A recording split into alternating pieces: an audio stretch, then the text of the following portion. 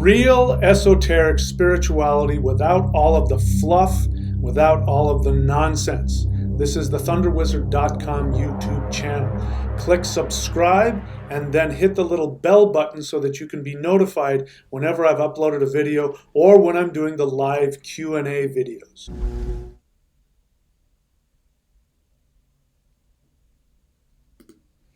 Hello, Thunder Wizards. Good evening. Okay, so got a really interesting subject for us to talk about tonight, which is how does the soul interface in three-dimensional reality? So have you ever wondered why practices like yoga, Tai Chi, Qigong, meditation with mudras, even if it's just doing things with your hands, shamanic postures, dancing. Have you ever noticed that these things are associated with with spiritual enlightenment? Why is that? Why would these physical movements be associated with spirituality?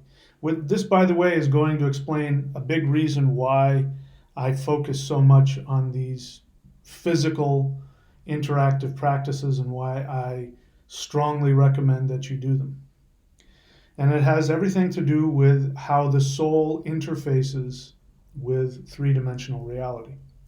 This is, again, why sitting around talking about spirituality, thinking about spirituality, reading books about spirituality, it'll only get you so far. Because that is not what connects the soul to this realm and vice versa. So there are two things that we want to do here. In order to get the most out of this life that we live, we want the physical body to have as much direct access to the soul as possible. And we want the soul to have as much access to experience physical life. We want those two things. We want the connection of body and soul. We use the Trinity, mind, body, and soul. But the truth is, when people use the word mind, they think that they're talking about something else. The mind is not the intellect. The intellect, what you use to think, to figure things out. This is why I wince, when people come on and they write these big, long questions, and I wince, and I go, because I can feel all of the thinking involved. And ultimately, human life is an experience. It's not a thought process. This is why I have a hard time with some religions. Religions who function on dogma. You have to believe this. You have to believe this in order to, like the Christian religion is a perfect example. You have to believe in Jesus, and you have to believe that he died on the cross for your sins and rose from the dead. And that's the only way that you can have access to God, is through this intellectual concept. But in my experience, the universe doesn't work that way. And spirituality is a fusion of the immaterial soul, which, by the way, the soul is an emotional, experiential entity. Maybe not emotions in the same way that you and I have on a physical, human, animal level. But it does function through emotions, functions through feelings. And so this soul wants to feel and experience three-dimensional reality. Now, it can't do it in the same way when it is in its natural state. When the soul is in its natural state, it is infinite. So we yearn for that. The reason why we yearn for it so much is because we have this soul in this physical meat bag, and it does yearn to go back to its original state. So that is why we yearn to have spiritual experiences. Because we are actually, as human beings, we are a collection of multiple. We've got multiple we're multiple beings. We're a community. And so the big part of us that we associate with spirituality is its own entity. And it does yearn to go back to its natural state, but it is here in this physical body because it also yearns to experience, it yearns to experience and grow. So what I'm getting at here is that the vehicle through which the soul experiences three-dimensional reality for human beings is in, drum roll, the nervous system and the brain.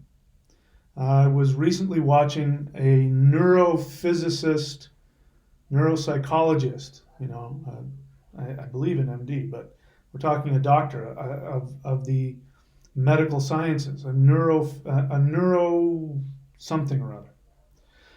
And this is somebody who, before he started looking at and studying and researching and experimenting, this was somebody who believed that spirituality and spiritual experiences, especially life after death, was all a concoction of the brain, and that it all happens in the brain. That the brain is everything, and that everything you see and feel and experience is something that happens in the brain.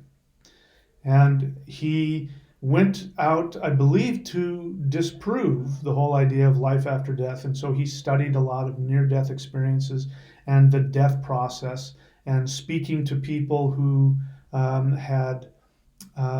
were caregivers. And so he got a lot of data, and he came to the conclusion that scientifically it was impossible for people to be having these kinds of experiences. He came to the conclusion, or I think he was quoting another scientist studying the brain, who had determined that the brain is actually a quantum computer.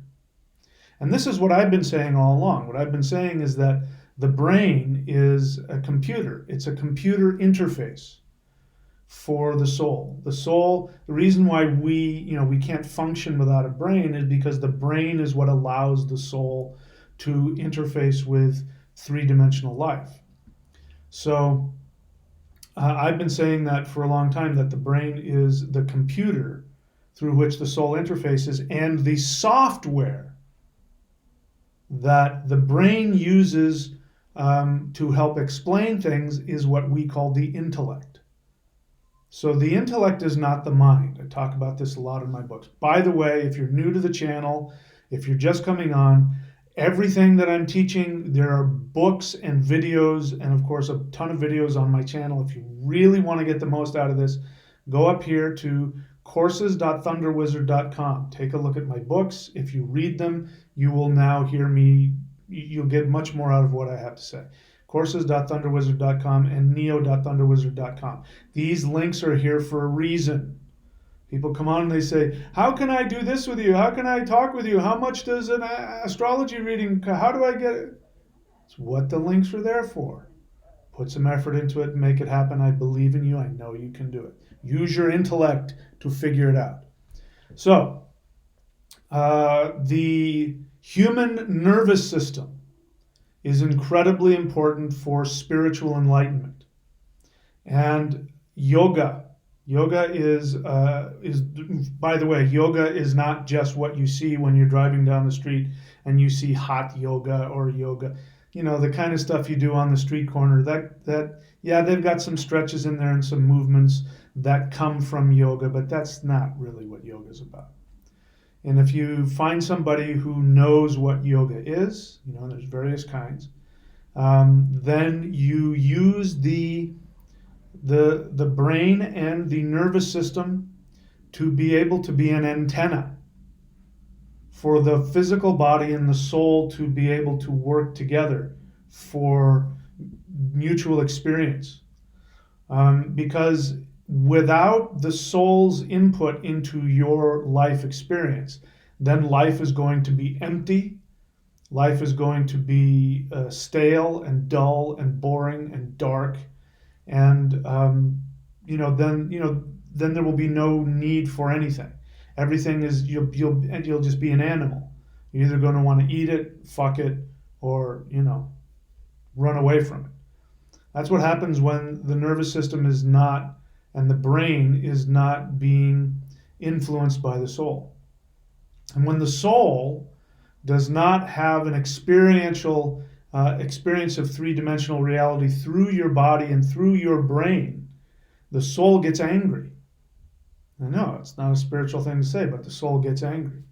And so we talk a lot about that when I talk about finding your soul purpose, your soul desire. When you go after that which gives you the greatest joy, you automatically, by doing it, you automatically connect the soul to the nervous system and the physical body, and then the soul gets to have its virtual reality experience of three-dimensional reality, which is what it wants. But it is a cooperation. It's a relationship.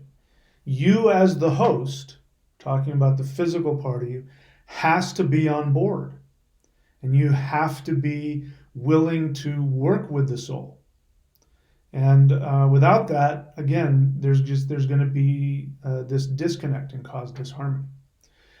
So we teach a couple of different. Well, I teach a lot of different meditations, and I recommend that you go and take a look at them. But if you go on my channel and you type in Huul breath, even not just type it anywhere because you won't find it anywhere.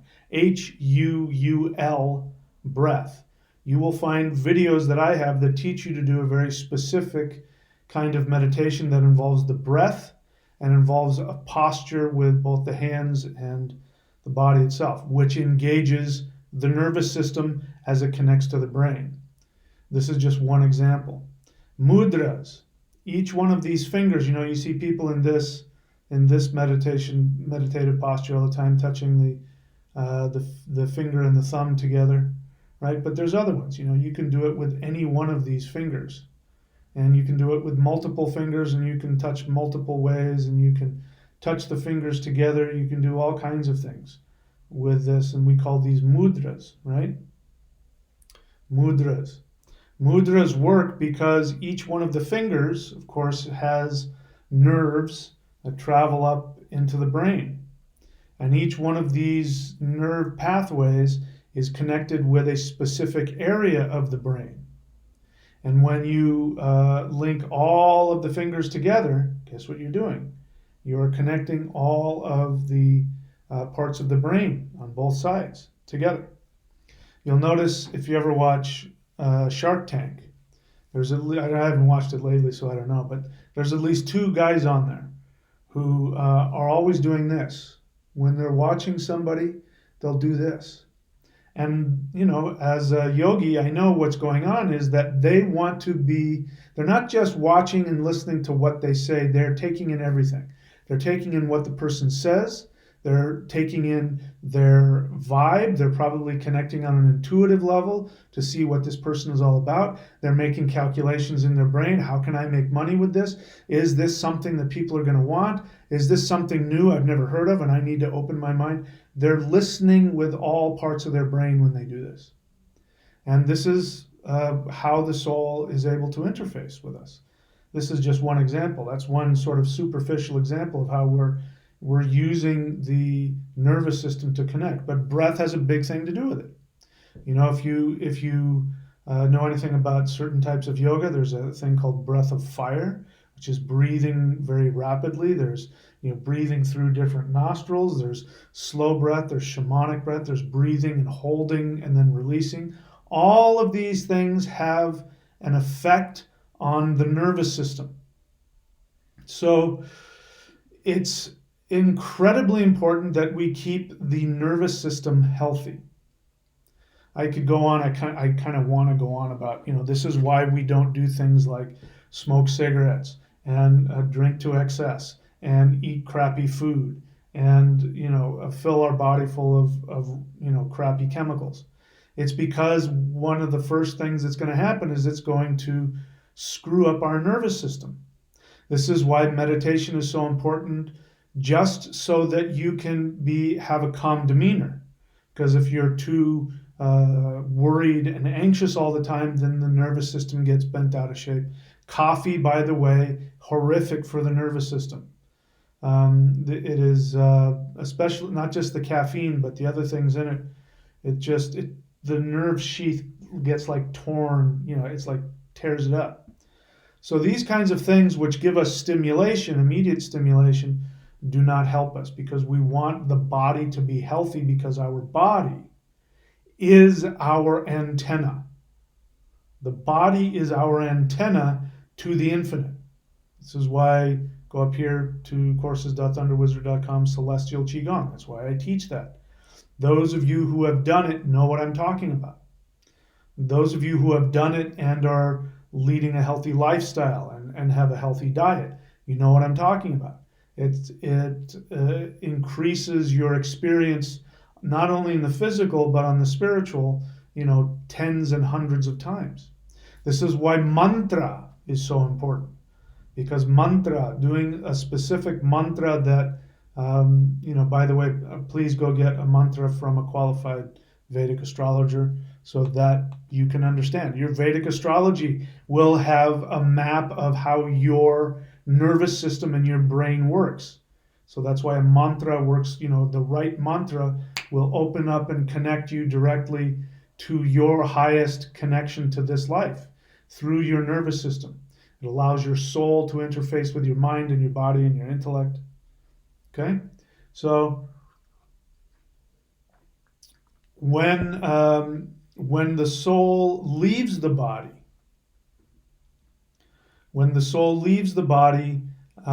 then what ends up happening is that the soul loses its linear experience of time.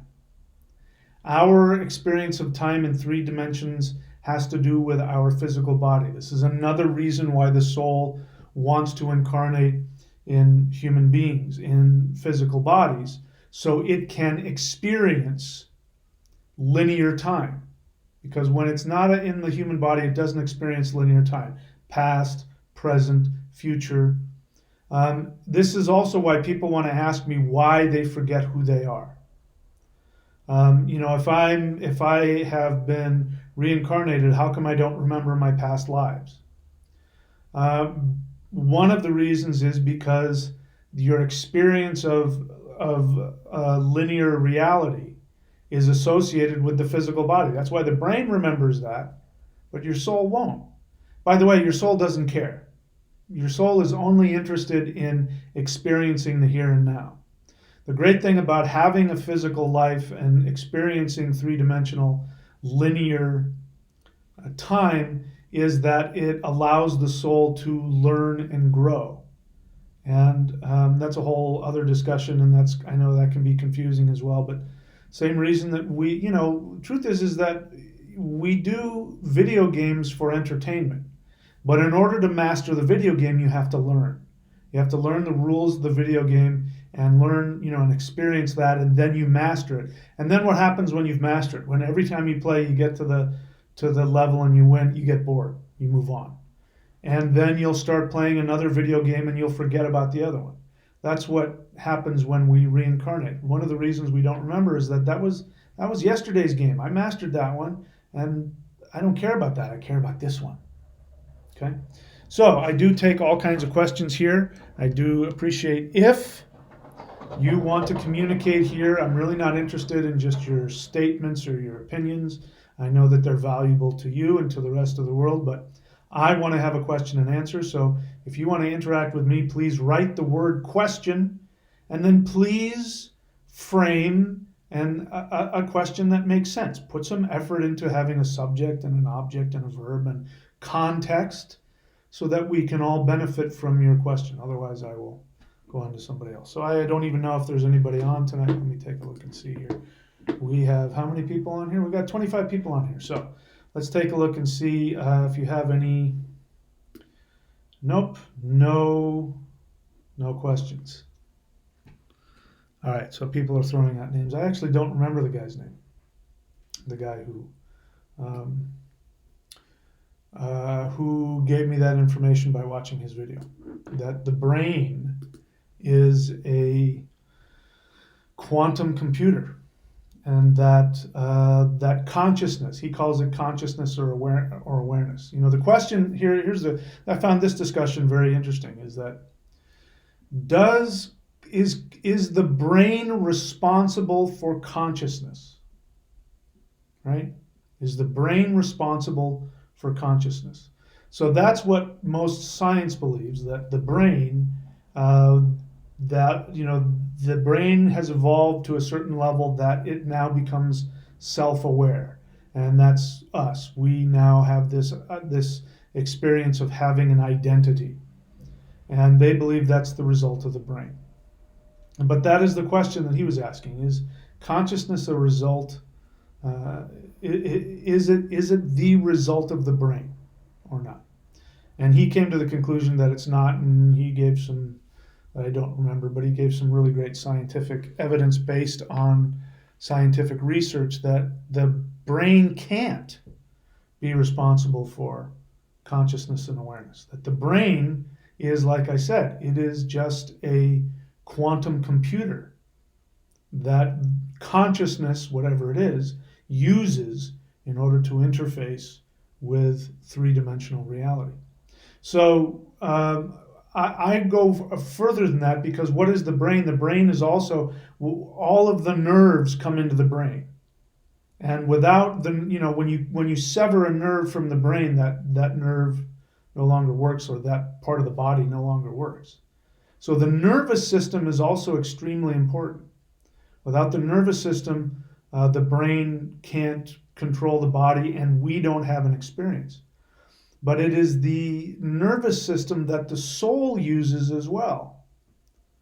And the combination of the soul with the quantum computer through the nervous system is what gives both the human being, the animal, and the consciousness that is residing in it a unified experience of three-dimensional reality. So when it comes to these, when we do mudras and what I teach, we use the 5 elements, and each one of the fingers has an association with one of the elements. Now your background may be different, but this is what I have learned and experienced and experimented with, and it works for me. This is ether. It's the teaching one. When we want to teach something, we point at people. This is ether. This is air. This is people, you see this for meditation, but actually, if you really want to get deep meditation, it's this one, air, the air metal. This is Saturn. Here we have fire, and you notice that we put the ring finger, the wedding ring, on this finger. Why is that? Because it's also said to go directly to the heart. See, these things don't happen for no reason. When you wear a wedding ring, you are constantly stimulating the nerve and the meridian that goes to the heart center to remind you of your commitment to somebody, that you've committed your heart to somebody. This doesn't happen for no reason. The pinky is water, and this is a direct connection to the intellect. So if you really want to get your intellect going, you can do this mudra. And then here we have thumb, which is earth. So you notice in these mudras, we're grounding earth with the elements, taking the elements and grounding them in. But whenever you sit in one of these mudras, whatever they are, you are stimulating a different part of the brain. And it gives the soul a different experience, and or gives the physical body an ability to radiate and experience another aspect of spirituality. And so this is why these things work. Think about it. If the human body was not a tool for spiritual energy to connect, we would just sit around and just think all day, or we would talk about it, which is what happens with religion. They sit around and talk about things all day. I mean, you go to church for what? To listen to a guy stand up there and talk and intellectualize and moralize. And, then you go off and do whatever the hell you do. There's really nothing. I mean, it's not that communication doesn't have some connection to spirituality. It does. But again, if you want to get the most out of my path, I strongly recommend that you do the exercises. Go onto my channel, do the Qigong, do the meditation. Make that a part of your daily routine. Because without it, it's just that much harder for you to allow yourself to have the experience of knowing that there is something beyond you. This is how we do that. Okay? All right. I'll take a look now and see if there's any questions here. All right, question. Cole Panachi question. Do you know anything about the electric universe? So, hi, Cole. I prefer not to talk about other teachings for two reasons. Number one, it's potentially bad for them because if I'm misinformed about them and I talk smack about them, I'm talking smack about something I don't know. But it's also disrespectful to me because when you come on here and ask me about some other teaching, it tells me that you are either brand new, and if you are, welcome to the channel. But it tells me that you haven't put any time and effort to learn what I teach because your question has no connection to what I teach. So to get the most out of me, again, put some effort into watching what I teach and what I know. My experience about the electric universe is this. Having said that, I will answer your question. I looked into the electric universe, and my experience was that the electric universe is based on a faulty assumption. So let's have the discussion about assumptions. When you go onto my channel, by the way, everybody, please, please, please do not be a sheep. Be self-directed. Go onto my channel and learn how to search within my channel. If you don't know how to do that on your device, Google whatever you need to do. How do I search within somebody's YouTube channel on an iPhone or whatever? Learn how to do that. On a desktop, you see somebody's channel. Next to the name of the channel, there's a little magnifying glass. You click on that. Another search bar will come up, which will give you results within my channel. So go on to my channel, and I forgot what I was going to tell you to look for. Go on to my channel and look for the free shamanic teaching certification. The first lesson is you have to understand that everything in your universe is based on assumption. I assume that if I step off a cliff, I will fall to my death. As it turns out, experience seems to back that up. So that is a good assumption to have. So the electric universe, when I look at it, it's coming from a faulty assumption. It comes from, see, here's the thing. In order to teach spirituality, you have to have the same objectiveness as a scientist. A scientist who wants to figure out how to make a better mousetrap first has to go, okay, let's look at what science does. They can't have a bias about it. They have to honestly want to know how does this work and how can I make this idea work according to the laws of physics, right? So whenever somebody, creates a spiritual path or even just a self-help path, if they have a bias against or for something, then that is going to skew whatever they say or they do. My experience of the electric universe is that it starts from an assumption that you've been lied to, that science has it all wrong, and that the universe isn't made by what science says, it's made by this. In fact, I read something that said something to the effect of, when you look at the other planets, you can see the effects of electricity, and they don't even know what they mean by that. And they even say, this isn't scientifically proved, but when you look at this, it looks like. So when I put those two things together, I see somebody who has an emotional agenda. And their emotional agenda isn't to either understand electricity in the universe or to find out how the universe works spiritually or scientifically. They have an agenda to rebel against the whatever it is, science. And that's going to cause problems. So I've found that the people who are attracted to the electric universe are people who are operating from a victim mentality. And this comes out in their need to fight against the establishment and create an alternate science. And so that's my problem with it. I like the idea of it, but nobody who has done any real, and I'm not even a scientist, but people who have done any real objective, study into science and physics within the first few seconds are going to realize that the electric universe doesn't hold any water. My problem with it is that it is being driven by fear. And it's the same problem I have with people who believe that we live in a matrix, and that we are being, that our souls are being recycled by evil archons of light. Who, the problem with all of that is it comes from being a victim and being fearful. And if that's all you get, that's all you're going to get. So that's why I don't like the electric universe. If somebody's really into it, my first judgment is going to be that they're frightened and uneducated, and I think that education is a good thing. So that's my answer to your question. Now you see why I don't like to talk about things outside of my study, because I may badmouth it and I could be wrong. 729 Rocky question: if the soul forgets the lessons, then what is the point in experiencing the same scenario? Two assumptions in there. What do you mean the same scenario? It's not the same scenario at all.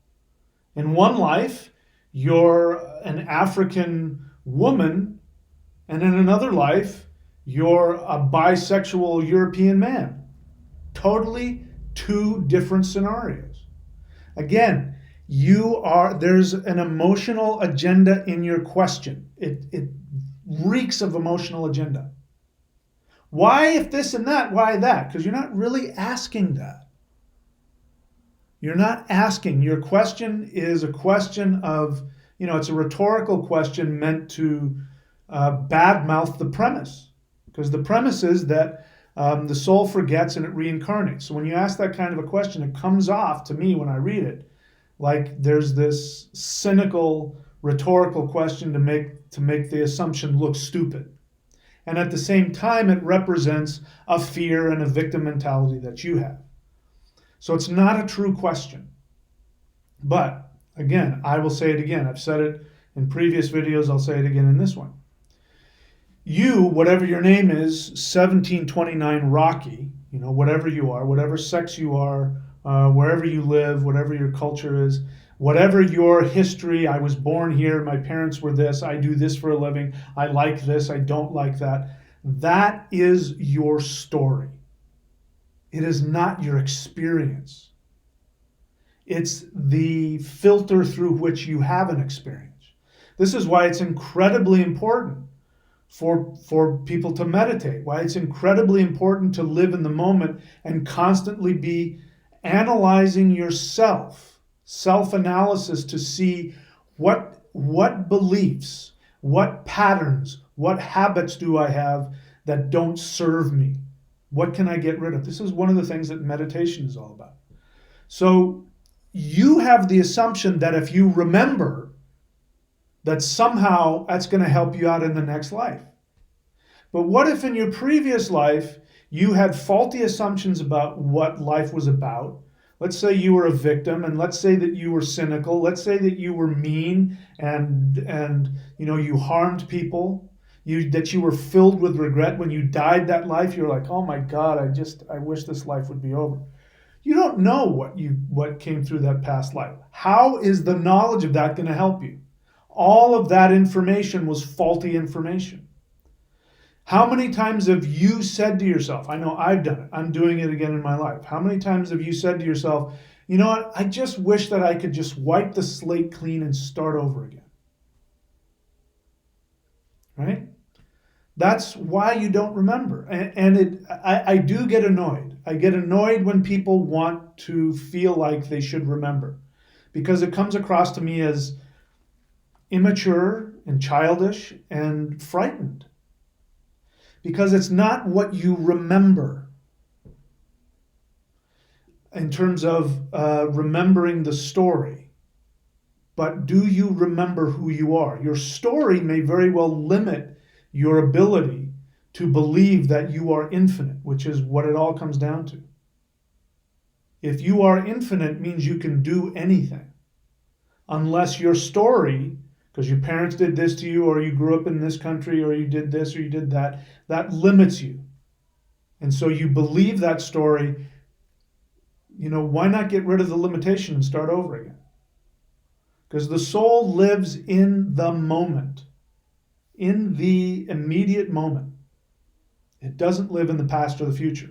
The present moment is where all of the power is. All of infinity is in the present moment. So why? Because if you remembered, you could potentially stay stuck forever in a loop that you can never get out of. So from my perspective, again, this is, if you have an experience of yourself, if you experience your soul, then you're not going to care about what I remember, because that's coming from a place of fear. If I don't remember, I won't get it right, and I want to get it right, so I want to remember everything. Everything you need, everything comes from the power of your soul. And that is accessed in the moment through doing things that you enjoy. Okay? Worrying about what you don't have is not going to do that for you. So that's my answer to your question there. Scott Clark, question: how do you distinguish between the soul and the spirit? I don't.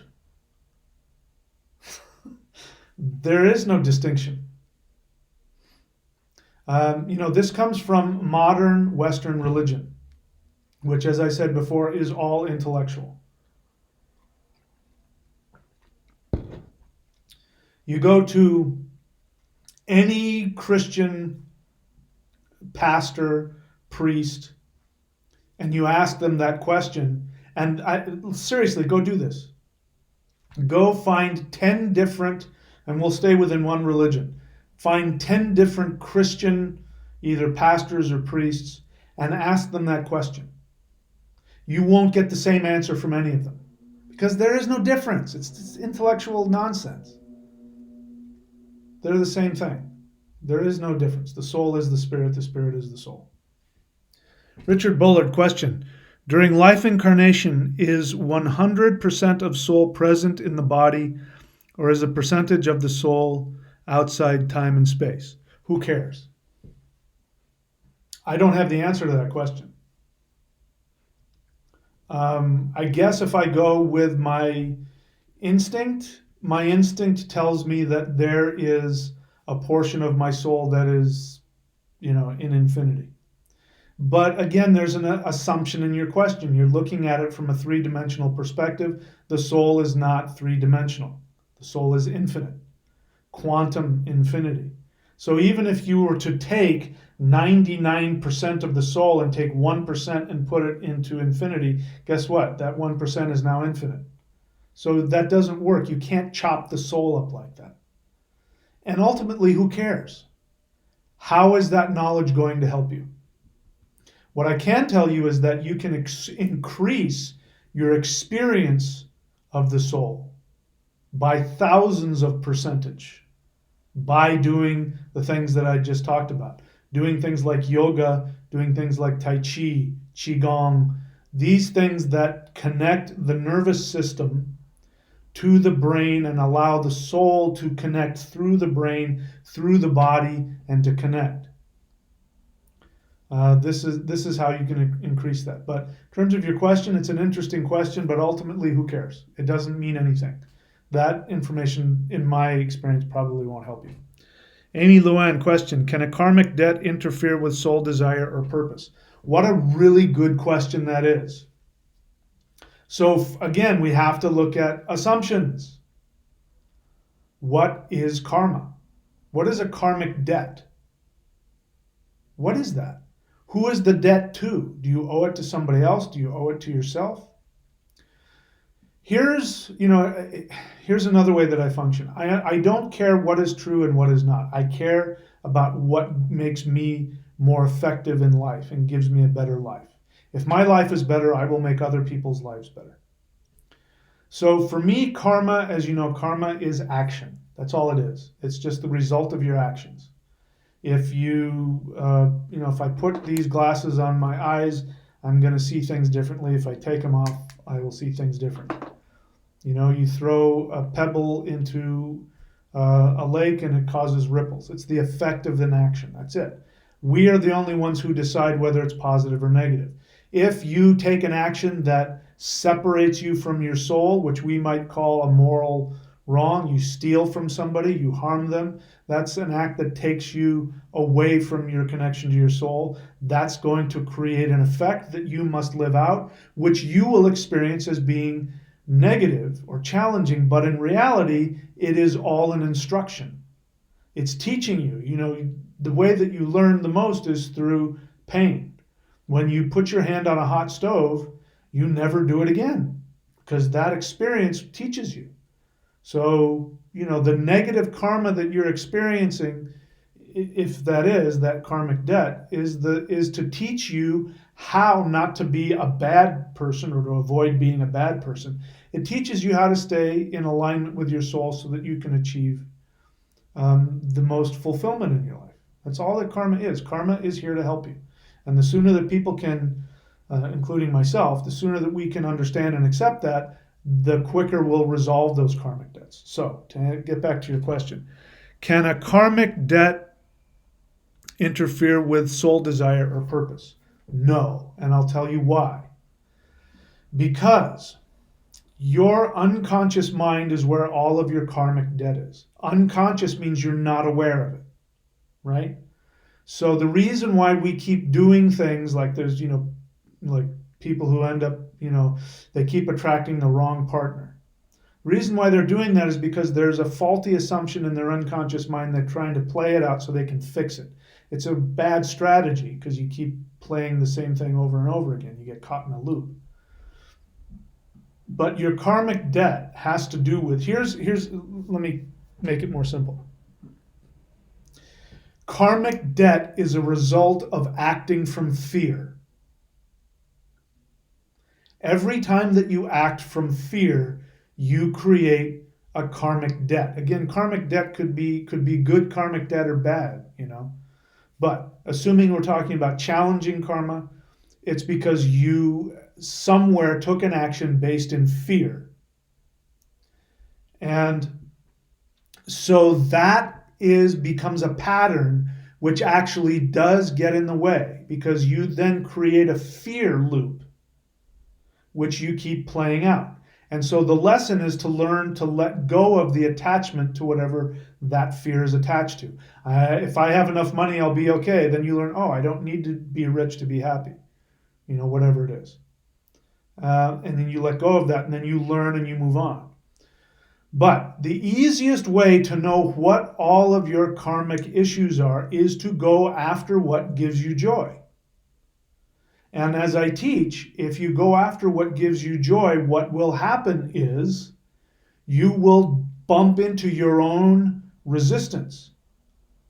So it's not like, you see in, when I go off on the what do you call that? The law of attraction people who want to say, just feel happy and everything will work out for you. It doesn't work like that, especially if you've got a lot of unresolved karmic issues. If you've got a lot of unresolved karmic issues, then when you go after your true destiny, you're going to experience fear. You may experience sadness, pain, anger. A lot of things may come up, and these are the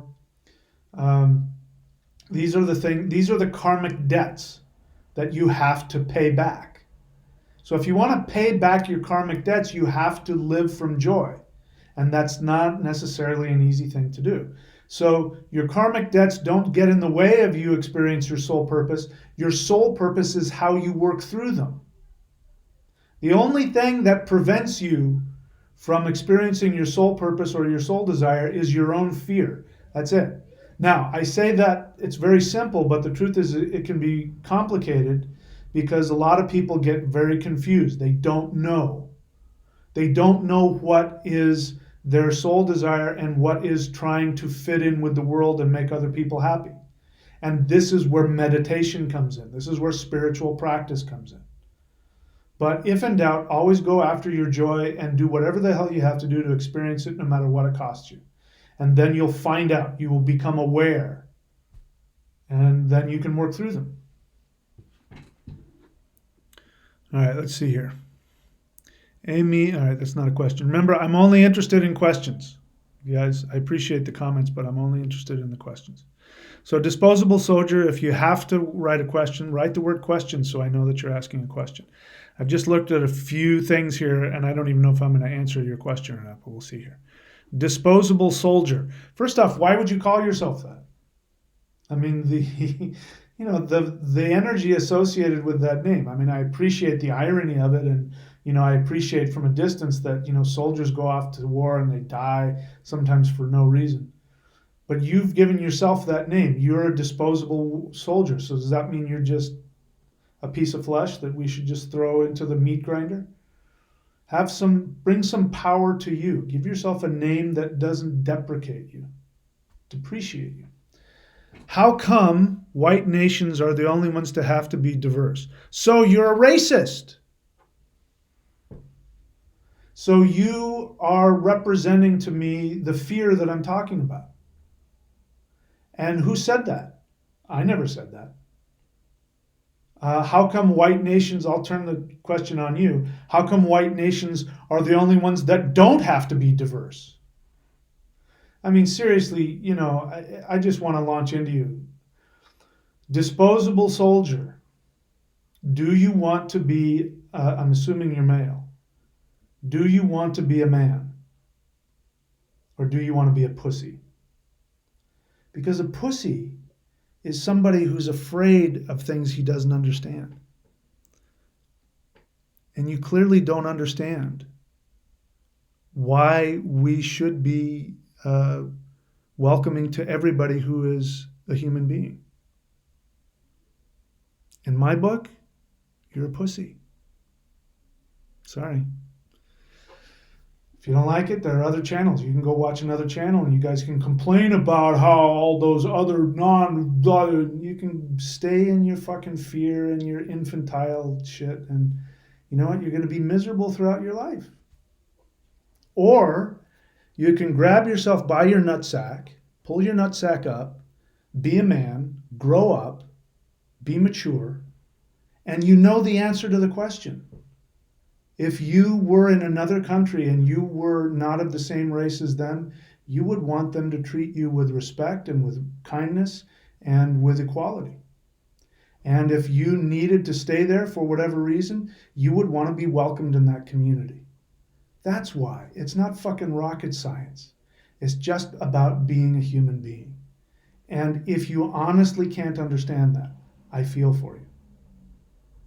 So get your head out of the stupid fucking right-wing, the echo chamber of fear of the right-wing political crap, and come into the world where everybody else is and enjoy your life. That's my invitation to you. All right, 1729. Where'd we go? Question: What is living with authentic self like? And how is it different from how we live currently? Well, you're including me with that. I'd like to believe that I live with my authentic self. So I don't know about the we, but it's real simple. Whenever you act out of fear, stealing from somebody is an act out of fear. Targeting somebody for being of a different nationality, a different ethnicity, a different sex, that's coming from fear. Harming somebody, doing anything that we would consider to be bad morals is acting out of fear. But anytime that you seek to get approval from other people as opposed to doing what you want, that's acting out of fear. All of these things take you out of alignment with your authentic self. So the easiest way to stay in alignment with your true self is to determine what your joy is and have the fearlessness to go after it. And then you can stay in it. So what is living with the authentic self like? It is a life that is focused on joy, that has challenges, which are your own issues that you have to come up and deal with. And that's it. It's a human life whose fuel and whose ultimate destination is joy and fulfillment. To understand that, go to neo.thunderwizard.com. Do all of those things that I mentioned on there. Again, everybody, those links are up here for a reason. And, somebody asked a question on one of my videos and then erased it.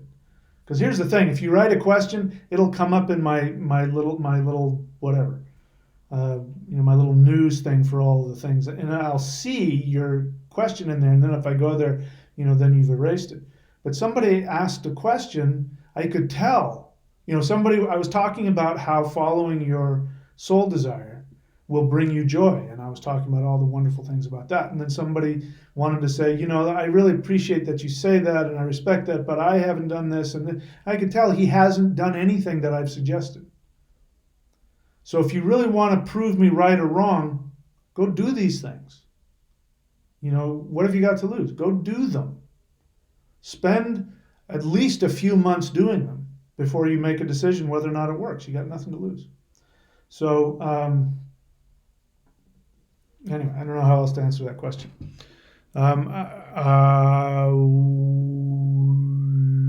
Looking for the questions here.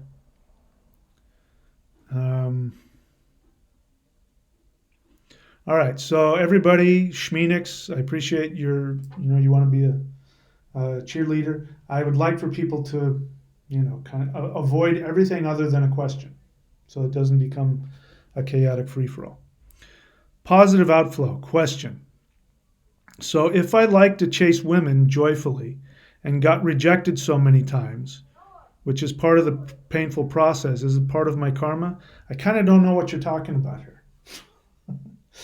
I talk about joy, and I talk about, so let me ask you this, positive outflow. I am a man with a very strong libido. So I understand and appreciate that you want to chase women. I'm assuming sexually. You want to have sexual exploits with women. I can understand that and appreciate that. Nobody enjoys it more than I do, trust me. But is that my joy? No, it's like eating food. Is your life all about eating food? No. It's one of the things that makes life pleasant. So we need to make a distinction between entertainment and your soul purpose and your soul joy. Okay, so if you're saying that the only thing that gives you, that the one thing that gives you joy in life is chasing women, I would say you'll probably grow out of that and you'll find something else. Doesn't mean you'll stop chasing women. I mean, I listen, I'm on, whatever it is, OkCupid and whatever. I'm looking for them myself all the time. I go outside and I'm leaving this country for a while, so it makes it hard to meet anybody. But that's not the main purpose of my life. It's an adjunct to it. It's like being healthy. I'm wearing this coat to keep me warm. It's like something I need to keep me warm. I don't spend my life thinking about wearing this thing. So you're adding joyfully to chase women as though it is the main thing in your life. And I think there's more to you than just chasing women. Okay? But you're asking here, you've got rejected.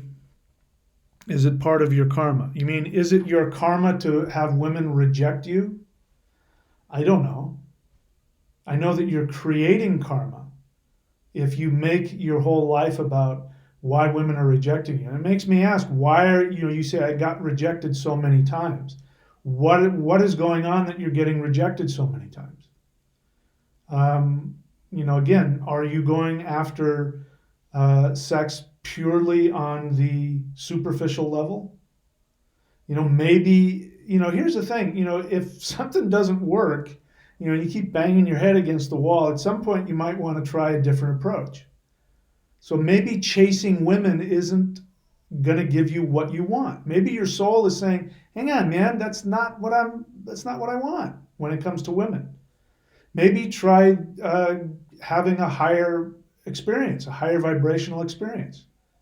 I don't know, but maybe would women, let's put it that way, would women say that you are objectifying them? Do they feel objectified by you chasing after them? Women chase men too, don't get me wrong. But, there's something missing. And I don't believe that if it's so joyful for you, why are you getting rejected so often? So I think if it's not part of, in other words, it's not your punishment. You're not being punished because you chase women and you're being rejected. Oh, I did something in a past life. That's why women are rejecting me. Women are rejecting you because there's something that you're doing in your approach that's not attractive to them. Listen, there are plenty of women who will want you to take them home.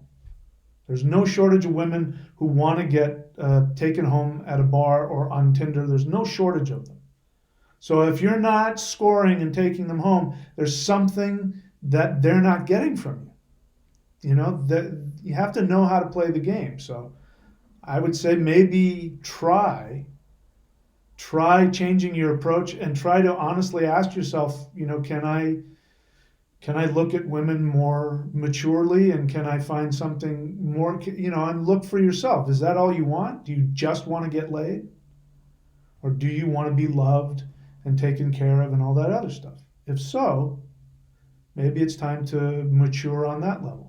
Listen, I don't have any morals about it. You know, if you were getting laid every night and you were happy and they were happy, I'm happy too. So you've got some assumptions in there which I don't think are necessarily accurate.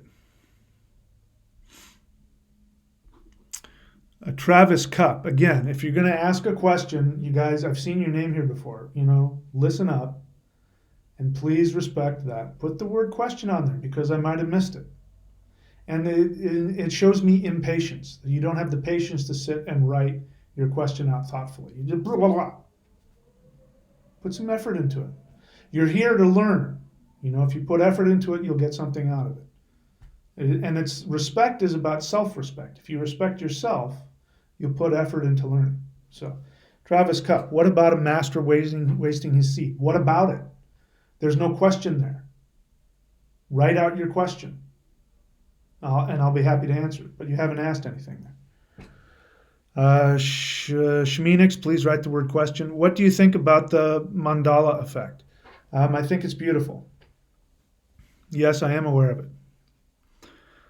Tristan Taylor, questions. 1, why does deja vu, like I got whilst literally watching your live feed right now, always freak me out? Well, why does it freak you out? I can't answer what freaks you out. You have to answer that. Listen to your emotions. Ask yourself why it freaks you out. I don't know why it freaks you out. Probably for the same reason it freaks out other people. Freaks me out like in a negative way. Again, I don't know. It just sounds like it's frightening. I guess I'm okay with that. I see number 23 everywhere. It follows me. What does it mean? It means that you're putting too much effort on arbitrary things like numbers. Okay, it's just a number. Focus on the right here and the right now. Focus on having fun. Don't use spirituality as an escape. What that tells me is that if you're focusing on numbers and this and that and signs from the universe, it means you're running away from your life. It means you've got other issues that need to be dealt with. I would say embrace your fear. Here's the thing. I talk about living fearlessly. I'm not saying that you need to live without fear. You take actions as if you have no fear. That's all bravery is. Bravery is not being without fear. It's about taking actions as though you don't have fear. But you can have as much fear as you want. So if deja vu is freaking you out, meaning it causes you to be fearful, I would say that there's a fear of the infinite. There's probably some fear in yourself. I would need to know more, but generally speaking, go up here, go to Celestial Qigong. I'll put a little video on here before, but do Celestial Qigong on a daily basis and you won't be so afraid anymore. Christine Hummel question. While all is one, okay, so first off, don't tell me how to think. So you're making an assumption. You're going to make an assumption, and I haven't read your question yet, and then you're going to give me a conclusion. Don't do that. That's not really a question, but let's see. While all is one, how do we experience things separately?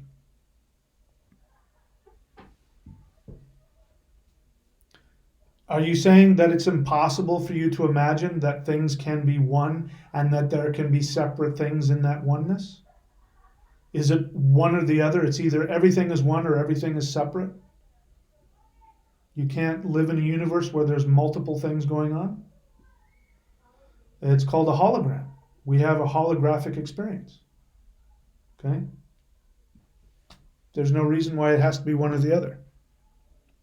How does separation happen? There's an emotion attached to what you mean by separation.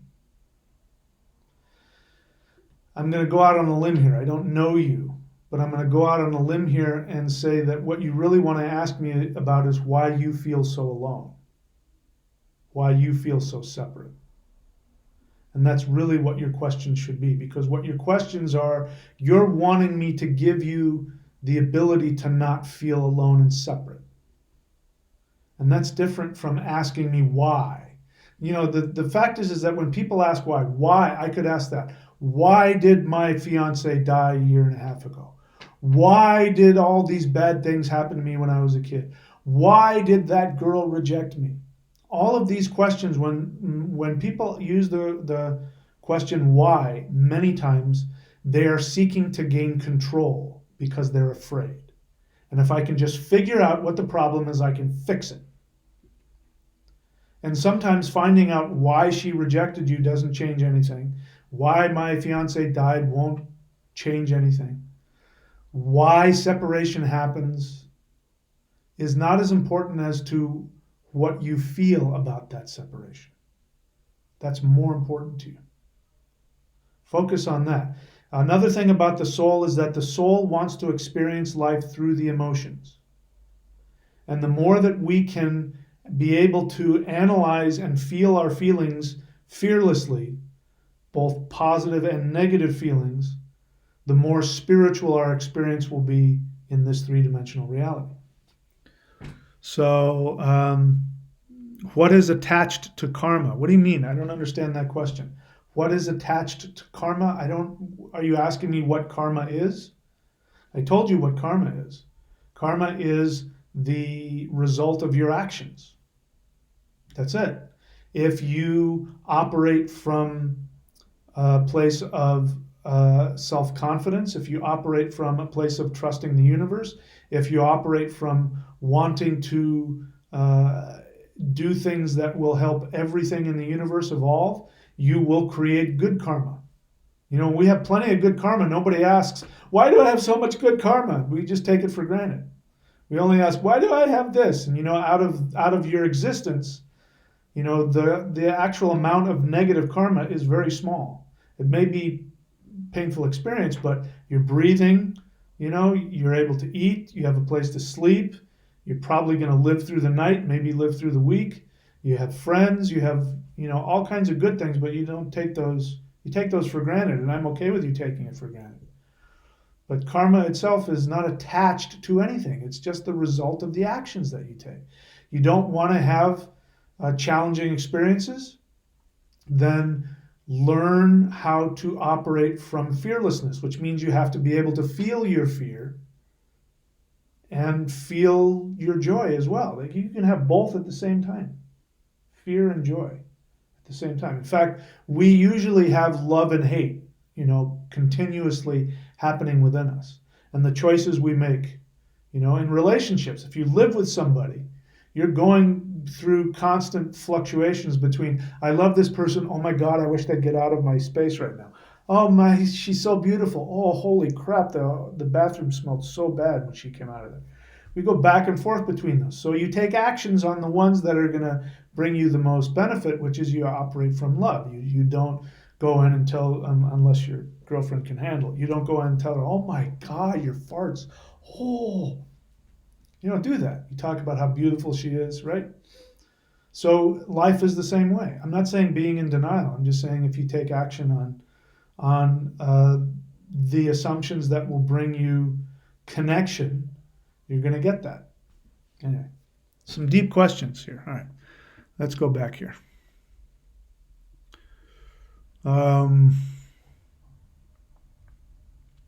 Kath Trey, question, how can we clear karma? I just got through saying that.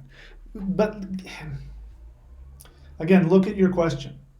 Your question assumes that karma negative, because you're only using karma without, you know, talking about what kind of karma. There's good and bad. I mean, pleasant and unpleasant.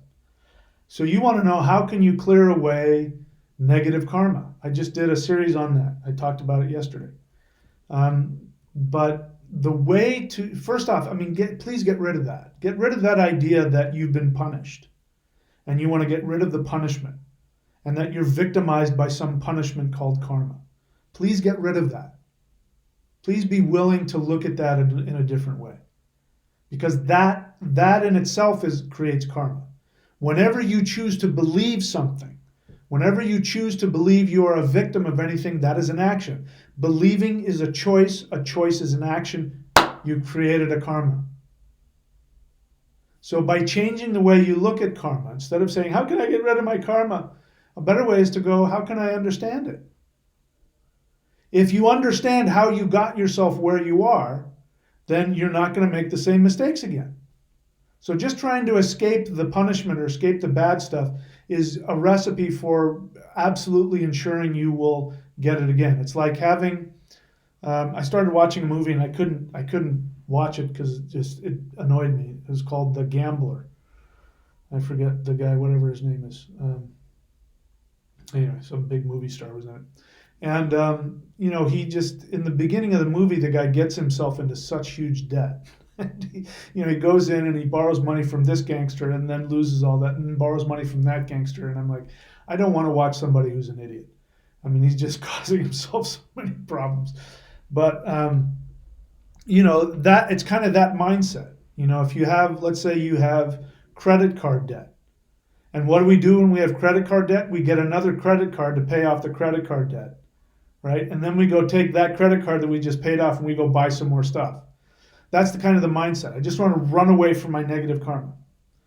But the way to deal with, the way to clear your unpleasant experience of your negative karma is to stay in the moment and to remember that in this moment, you have access to infinity.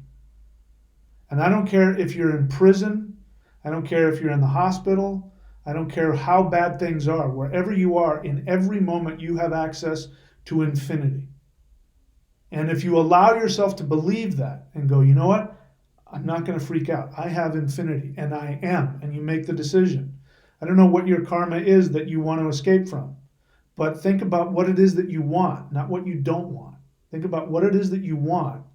And if it's a challenge to get there, then go, I can have that. I don't know how, but I'm going to have that. That then is going to get you connected to your positive karma that is waiting to be withdrawn for you to use. Your negative karma is going to teach you how you got yourself into trouble. You did it to yourself. Nobody did it to you, and nobody's punishing you. I talk about this as well. I don't remember who it was. 3 or 4 different celebrities are all in therapy right now, and they say they have to be in therapy. They've got all these huge problems. They have all the money in the world. They have all the fame in the world. They're beautiful. They're talented. They have everything everybody else thinks that they want, and they're so miserable that they, are ready to commit suicide. A lot of them do. They blow their brains out. They have everything, and they still blow their brains out. So we could look at them and say they have all this positive karma, but all that, what we think is positive karma, could be negative karma. It could be a result of, in a previous life, they walked around believing that they didn't have enough and that nothing was ever good enough and they didn't appreciate anything that they had. And so in this life, the karma is, okay, fine. Now you're the biggest movie star in the world with everything, and oh my God, you mean all the money and the fame doesn't give you happiness? That's their negative karma. And it all changes, when you come to the realization that, oh my God, I'm just a human being. Whatever their realization is. And I talked about this yesterday. Saturn is the planet of karma. And Saturn will stick his thumb on you. And he's very heavy. And the more you wiggle, the harder he pushes down. And when you stop and you go, okay, how can I change? How can I change the way that I am doing things? How can I change the way that I'm looking at this? And you may not know the answer, but just by asking the question, okay, how can I do things differently? Automatically, you tap into your positive karma immediately. Again, these links, guys, go up to these links, especially neo.thunderwizard.com. Go there. They're there for a reason. They're there to help you. Kath Trey question, how can we let go of toxic attachments energetically? What do you mean let go of toxic attachments energetically? Is there a way to energetically release toxic attachments as opposed to just releasing them? I mean, if you want to look at energetically to release toxic attachments, you can do celestial Qigong. I'm going to talk about it in a second. Do celestial Qigong. That's an energy practice that will give you the ability to release your attachment to false understandings. You'll connect to the universe. You'll feel nurtured and fulfilled, which will help you to let go of old limiting thought patterns. That's one way. But one way is just to make the decision. Make the decision to trust. Just stop. Just go, you know what? I trust. I trust. Everything that is available to everybody else is available to me right now. If that is, don't dismiss what I just said. I wish that I was a channeler, because if I was to channel that what they just said and say it's the most important thing in the world, people would listen to it. Everything that anybody else has in the universe. Think of the person you think that has, whether it's, they have confidence, skill, ability, or they have money and resources. Think of somebody that you wish you could be. And think about all the stuff that they have available to them that you don't have. And now stop and say to yourself, I have access to everything in the universe. I have access to infinity right here and right now. That in and of itself will change everything. And if you have the discipline to keep saying that to yourself and to keep acting, taking action as though that is a true statement, you are going to then create a whole new timeline. That's the most important thing I can tell you. It's very simple. But, if you look at anybody, look at Arnold Schwarzenegger in his heyday when he was Mr. Olympia. How did he get there? He got there by going to the gym every day for X amount of years. And, if you hear him, the way he talks about becoming Mr. Olympia, he would compare himself in the gym to, other people in the gym who saw working out as they were grimacing and it was hard work and they were complaining about it. And when he couldn't do one more rep, he would be so happy to squeeze one more rep out because he says, I'm one rep closer to being Mr. Olympia. He learned how to be in the moment and keep that, call it hope or whatever. That's all it is. That's the only thing that's going to get, listen, the key, Saturn is karma. The key to understanding and releasing karma is Saturn. When you have the judge on your side and you go into a trial, what if the guy sitting on the other end of that gavel is your best friend? You're pretty damn sure he's going to do whatever he can to get you off. If he's your enemy, meaning that you are fighting your own understanding of your infinity, then the judge is going to be like, they don't get it.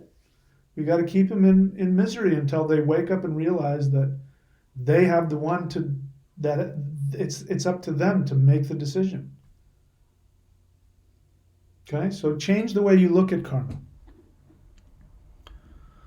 DGAB. So just know, everybody, if you say anything that is questionable, it has a cuss word in it, or something like that, YouTube picks up on it and it hides it from the feed here. I'm going to show this one because he doesn't mean anything by it, but I will show it. So DJAB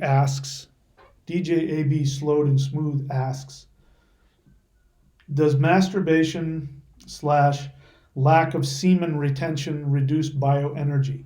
No. First off, I'll talk briefly about this because I have experience in it. I was celibate for 6.5 years. During those 6.5 years, I had a teacher and I was practicing an esoteric shamanic energetic practice, which taps you into huge amounts of power. I had technique. I knew what I was doing. The vast majority, and I'm willing to bet you, do not have any technique. You're just simply not releasing. And you think somehow that's making you more energy. First off, there's an assumption in what people do when they do this. The assumption starts from they come from a place of fear and a place of lack because they're afraid they don't have enough. It's sort of like like hoarders. People who live with piles and piles of things and they can't let go of anything. It's because on an emotional level, there's been some trauma that makes them feel like they don't have enough love, enough something, and so they do it by amassing a bunch of stuff.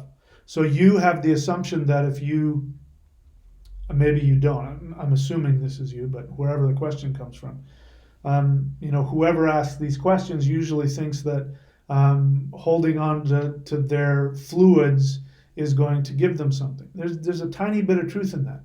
But what needs to happen, if you're going to do this, number one, you need to have an energy practice that makes it easy to be celibate. If you're struggling not to release, and or you're doing like some of these crazy people and you're sexually stimulating yourself and then denying the release, you are causing your nervous system so much trouble. First off, number one, it does nothing for you. The retention does nothing for you. And number two, you are causing yourself harm. You're heating yourself up, and then that stuff comes out in your urine and everything anyway. So you can't hold on to it. It'll find a way out. The only way is if you have a technique that actually drives the fluid up the spinal column and results in you not feeling frustrated. If you feel sexually frustrated, something's wrong. I can tell you that when I was doing it, when I was doing my practice and I was doing the techniques, the thought of releasing was like, wow, I would have to really turn things around. And I had to. When I decided not to be celibate anymore, I actually had to make the decision to switch the flow of energy. If that's not happening for you, there's something missing. You're only harming yourself. But you're coming from a place of fear. And so my suggestion to everybody is just be human. And if you run into one of these practices, it's going to be that you're not seeking to hold on to your fluids, because if you don't, it's that you're going through life and you're happy and you run across something and somebody says, now if you really want to get some benefit out of this practice, and then you go, really? That's better. But if you're doing it because you've been on YouTube and some guy says don't do this and don't do that, it's just nonsense. So I would recommend getting rid of all that. You don't need that, and it doesn't do anything for you. Doesn't increase your spiritual power. It doesn't reduce your bioenergy. The only thing about that question that is a valid question is because a lot of people, when they say masturbation, what they mean is pornography. That's what they're really talking about. Masturbation and pornography are two different things. I mean, I know that people do them at the same time, but and again, I don't have necessarily any issue with pornography by itself. It all depends on the individual. If for you, watching pornography disconnects you in a just disconnects you, and if it puts you in a place where you objectify whatever your object is, whether it's men or women, then that is very harmful. And learn how to be sexual in a scenario where you are connecting with somebody on more than just a physical level. So, these kind of whitewashing things aren't helpful. The question is for you, does masturbation for you make you feel like, because some people go through a lot of guilt just by releasing, just by sexually releasing. I know I did. I came out of staunch Christian, background. And when I was in my early 20s, every time I released, I felt so guilty. I felt like I was such a sinner. I don't have that feeling at all now.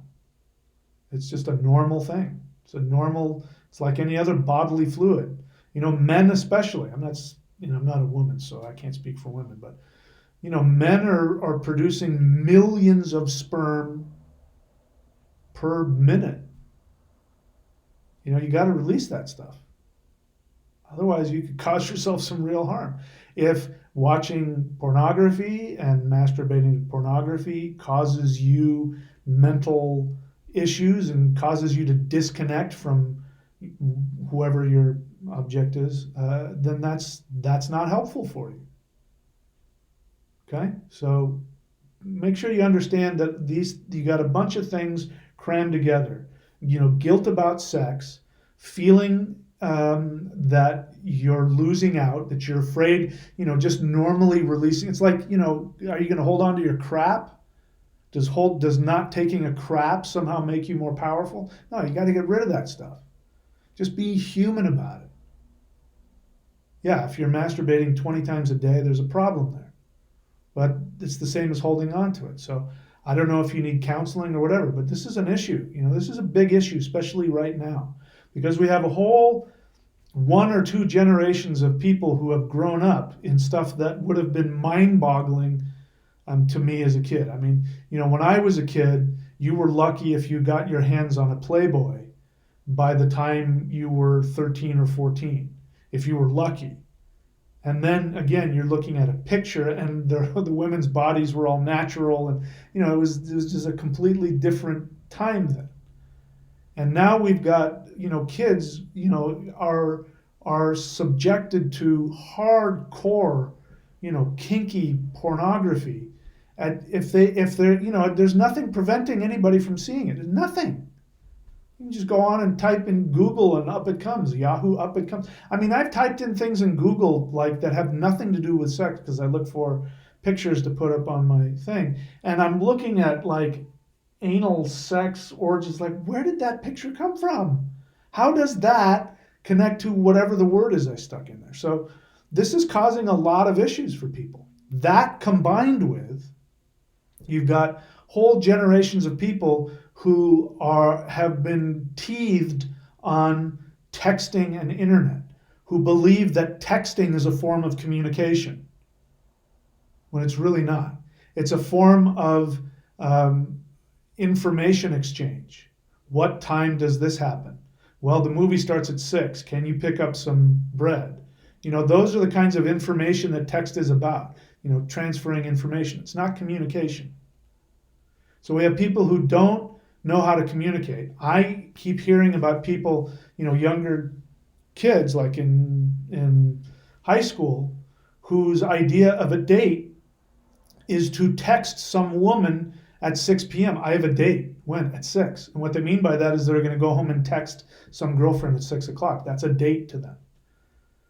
That combined with, having people being objectified sexually in really intense, ways that don't involve any of the other stuff connected to it, it's really screwing with people's heads. So I understand why there's a whole generation of people who don't want to masturbate, and there's this thing to get people away from pornography, because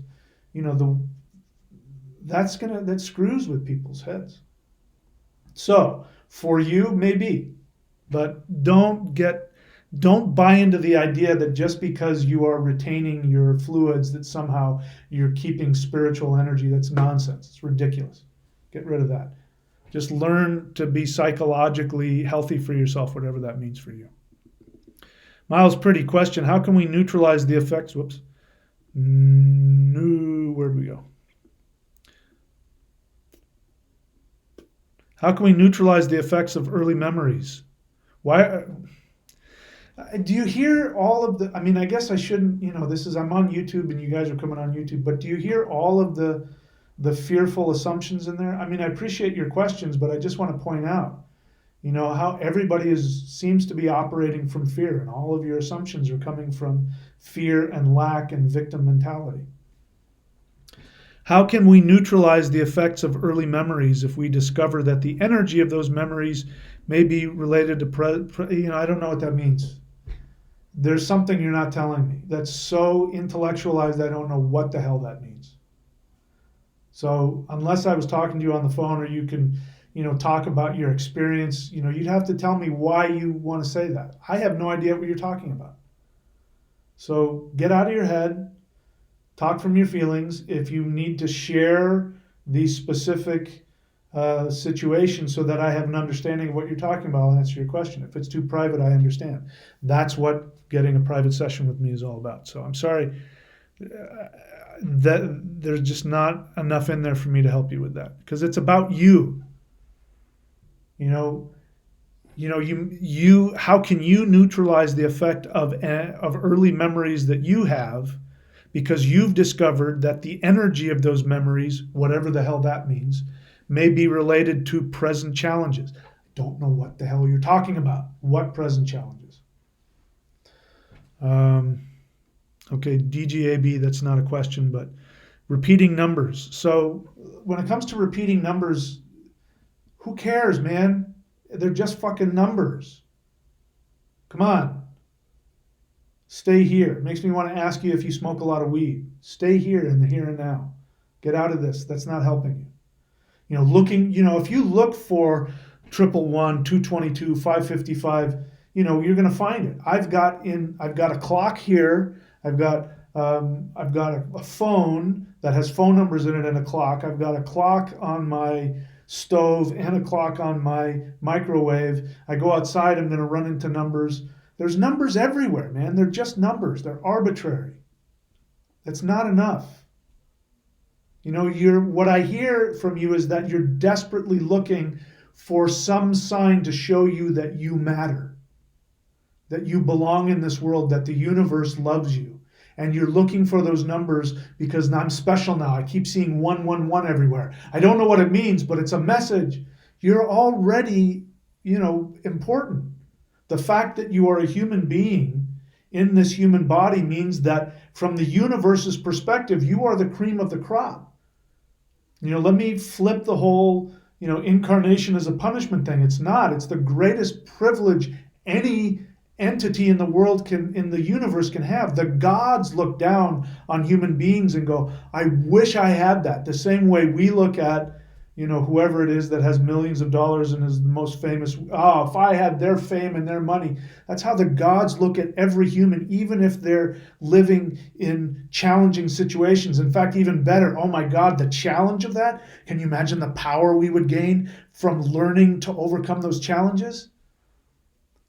So you don't need to have random numbers to tell you that you have value, that you matter. It's just numbers, man. Go deeper than that. Give yourself more. Look, if I wanted to be, if you look at my channel, however many, I don't know if it shows me here, how many, I don't think it does. How many subscribers I have and all of that, and how many views I have. If I sat here and told you, yes, whenever you see 111, it means that the angel so-and-so is calling on you. And if I did that, I would be rich. But I have more respect for you than that. I care more about you. I care for you more than that, than to give you that cotton candy. It's nonsense. Find something of value. You're worth a lot more than I see 111 3 times today. You're worth more than that. The sun shines on your face. Your heart is beating in your chest. You have energy, life force energy running through your hands. You have the ability. Go up here to courses.thunderwizard.com and look at the Qigong. You have the ability to do magical movements which will connect you to the infinity of the universe. Who gives a shit about the numbers on your clock? Okay?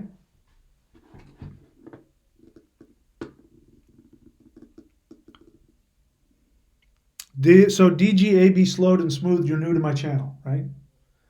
Go onto my channel. I talk about timelines, dimension hopping. I talk about all that. Again, let me say it to everybody. Take the time and the effort to learn how to search within my channel. If you want to learn from me, put some time and effort into watching my channel, reading my books, getting my courses. Put some time and energy into it. Don't just be one of these YouTube sheep that jumps on here and bounces from one thing to the next. Don't take the easy way out. Nothing of value in the spiritual world comes without effort and without discipline and without respect. Put those things into, if you put those things into my channel, even the free channel, if you put time and effort and do the meditations and the exercises on my free channel, that's everything you need. You'll get everything you need, but it's going to take effort on your part. Shmanix, when did you finally wake up? Again, write the word question. Who says I'm awake? How do you know I'm awake? I don't believe in enlightenment. I hear people, anybody who says, I've been awake, I awoke, I had my Kundalini awakening, I've awoken from the dream, and anybody who says that is either deluded or full of shit. Because if you really were awake, you wouldn't be here. If I was awake, I wouldn't be here. I am in the process of awakening. My job is to share with you what I've found. And what I've found is there's no such thing as enlightenment, like reaching a static place of I've achieved full enlightenment. It doesn't exist. Not even in the spiritual realm. It doesn't exist. It's nice to have a goal. So it's nice to seek that. But anybody who says they've achieved it is either deluded or lying, or both. Who says I'm awake? I don't know that. I have to take a crap. I have to pee. I get sad. I get lonely. I get bored. I get frightened. I get frustrated. I get angry. I get happy. I am full of joy. I have amazing experiences. I value life. I'm listening to people down the street having a party, and I'm thinking to myself how beautiful it is that these people are experiencing their lives. I have all these feelings. Please walk away from any teacher who either states or allows other people to state for them that they've achieved enlightenment. Because even if they have achieved enlightenment, they have nothing to give you. Because if they've achieved enlightenment, they have no desires, they have no problems. And if you're a human being, you've got desires and you've got problems. So you want to learn from somebody who has them, and I want to learn from people who, how do you deal with that when that happens to you? Those are the people that are my teachers. So what makes you think I'm awake? I'm glad that you see that I'm real. That's better. I prefer to be real than anything else. Scott Clark question: what are your thoughts on noetic science? I don't know. I don't even think I know what that word means, so I don't have any. Again, you're better off asking me about what I teach, not about what other people teach. It tells me you haven't watched my videos, that you haven't put time in to know what I teach. If you're new to the channel, then of course, how are you going to know? But you'll get more out of me if you ask me about what I teach, not about things I don't know. Again, determinism versus free will. So a lot of thinking there. I'm not going to get into that. Travis Cup. Again, ask the word question. Pay attention, please. With karma, do we get back exactly what we put out? Of course. How quickly does karma respond? Immediately. You might not feel it for a few lifetimes, but it happens right away. Please ask a question. DBAG slowed and smooth. I'm going to stop asking your questions because you're just firing off things that are coming to your head. Again, it makes me want to ask if you smoke weed. Put some effort into your questions. Have some deeper questions than that. So I'm going to, unless you say something, because you've asked a lot of questions, unless you say something that stimulates me, I may not answer. Yeah. Okay. Joe Connolly, question. Would you draw energy from the 8 cardinal directions in a clockwise motion? So, Joe Connolly, you're new to my channel? I have videos called Thunder Shamanism. I have a book called Thunder Shamanism. On my free channel here, I have videos on Thunder Shamanism. If you go to my website, thunderwizard.com, I have the lowest level subscription will get you access to all of my shamanism videos where I talk about which direction to go. So I know by that question that you haven't done any of those things. That's okay if you're new. So you're asking me, would you draw energy from the 8 cardinal directions in a clockwise motion? Yes, that is the way to do it. The energy that comes in from the 8 directions, if you look at it, well, read my books, you'll know what I'm talking about. It flows in a clockwise direction. So yes, if you want to gain energy, move in a clockwise direction. There's a really great practice called Wu Qigong. Really great practice. I'm on the fence about whether or not to make my own video about it because there are videos out there about it. But it does that. It goes in a clockwise direction and in an anti-clockwise direction all at the same time. How the hell do you do that? Go learn the process. That way you go back in time and fill yourself with energy. So yes, going in a clockwise fashion is the way to do that. Does the energy practice still go clockwise in the southern hemisphere? The answer to that question is yes. You know why? Because we're talking about magnetic fields. So the poles are the same. There's a positive and a negative. I think the south one now is positive and the north is negative. And so that doesn't change just because you cross the hemisphere. So if that means in the northern hemisphere going clockwise gives you energy, then going in the southern hemisphere is going to give you going clockwise because it's about electromagnetism, not about where the sun is.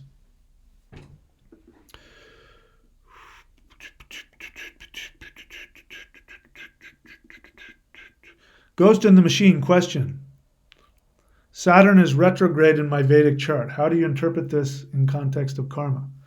11th in Leo, I don't know what that means. The 11th house, Saturn in the 11th house in Leo, so you're a Virgo, you're Vedic Virgo. I'm not going to try and get into all of your chart here. What I'll tell you is this, is that any planet, when it's retrograde, by the way, anybody who's interested, I do give Vedic astrological readings. I also teach Vedic astrology. My niche of Vedic astrology, go up here to courses.thunderwizard.com and look for it. I highly recommend getting a reading because, here's the thing. Let's just talk about what is the benefit of astrology, Vedic astrology. I don't know anything about Western, and I could go on why Western doesn't work for me. Vedic astrology definitely works for me.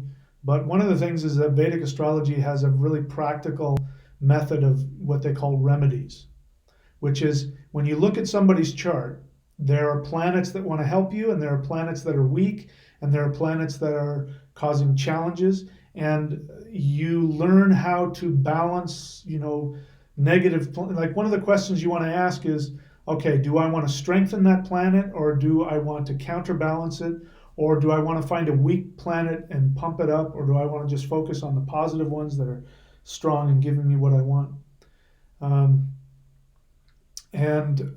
So, specifically, there's all kinds of other things like, what is aspecting Saturn? So let's see, if Saturn is Saturn rules Aquarius and Capricorn.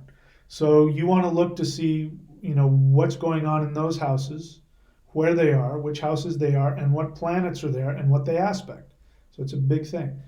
But in terms of generally, what we're talking about here is that any planet that is retrograde is looking in the past. So Saturn retrograde means past karma, definitely. But here's the great thing about Saturn retrograde.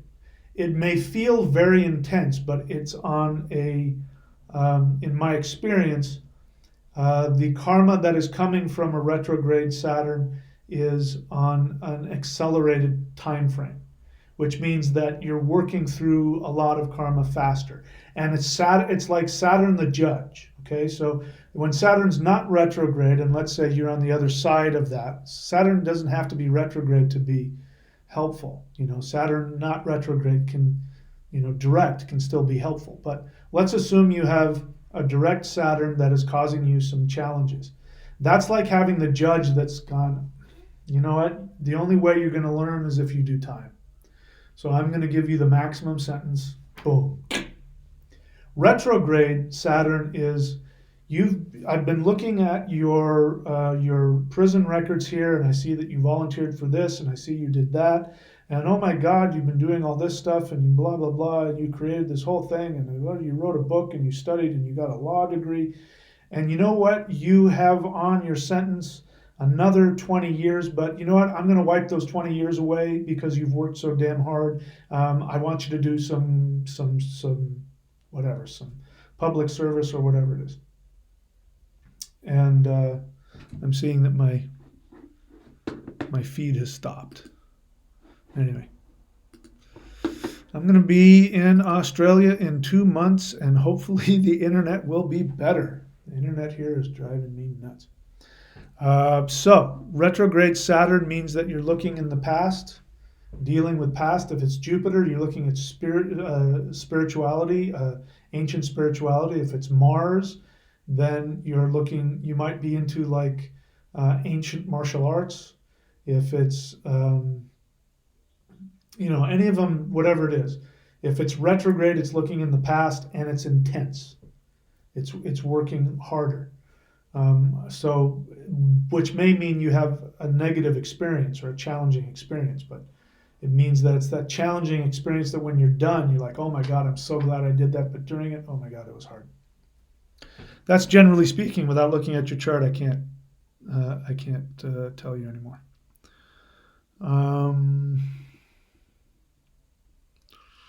So again, Shamanics, my friend, you've got a lot to say. I ask that you restrict it to questions. I appreciate the comments. I appreciate that you're my cheerleader, but all of the comments that are on questions are things I have to scroll through, and I sometimes miss people's questions.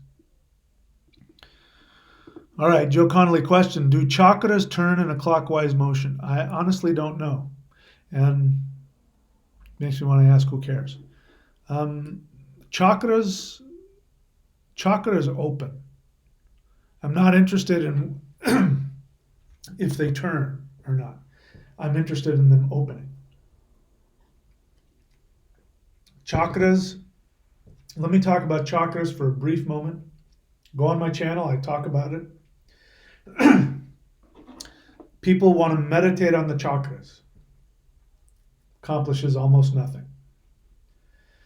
Doing yoga and certain yogic practices will bring energy to chakras and help them to open, but chakras aren't like dantians.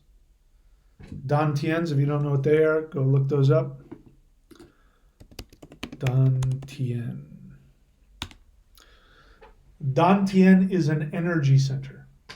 We have 3 major dantians: the navel, the heart, not the solar plexus. I hate it when people say the solar plexus and they mean the heart. Solar plexus is something else. The heart center and the third eye. Those are 3 dantians. We also have chakras in each one of those points, but they're not the same. They're not the same thing. Chakras can't be energized. Not in the way that you empower your dantians. You empower your dantians with life force energy, with breath, with other things. You can directly affect them. You can focus on them and do things which will empower the dantians. The chakras can't be opened by meditating on them. The chakras are centers on the spinal column that represent psychological awareness. Kundalini, people mistake Kundalini with Chi or Prana. Prana and Chi is life force energy. Kundalini is stimulated. They stimulate each other, but Kundalini is about the human psychological awareness. When you die, your Kundalini dies. Sorry. People who think if they become Kundalini awakened that they're going to achieve eternal life. Most of the time when people do that, all that's happened is that they have stimulated their nervous system, maybe with Kundalini, and they're having Kundalini psychosis. Because true Kundalini awakening has no tingly visions. That's not Kundalini awakening, it's Kundalini psychosis. So Kundalini psychosis can be very blissful, just like slamming heroin in the neck can be blissful, but it doesn't necessarily mean that you're accomplishing anything. So chakras are about the becoming psychologically and spiritually mature in whatever area we're talking about. We talked about the heart chakra. So if somebody's heart chakra is open, which by the way is only going to happen if the other chakras beneath it are open, you can't open one and not open the ones below it. When the heart chakra opens, it means that you will learn the difference between being part of a community and being and needing to enslave people.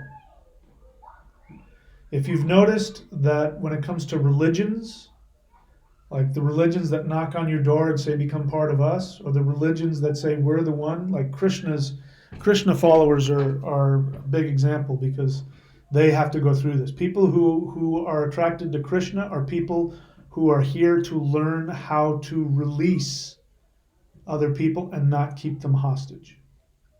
Because what do Krishna worshippers do? Oh yeah, Jesus is Krishna. Oh yeah, Shiva is Krishna. Everything is Krishna.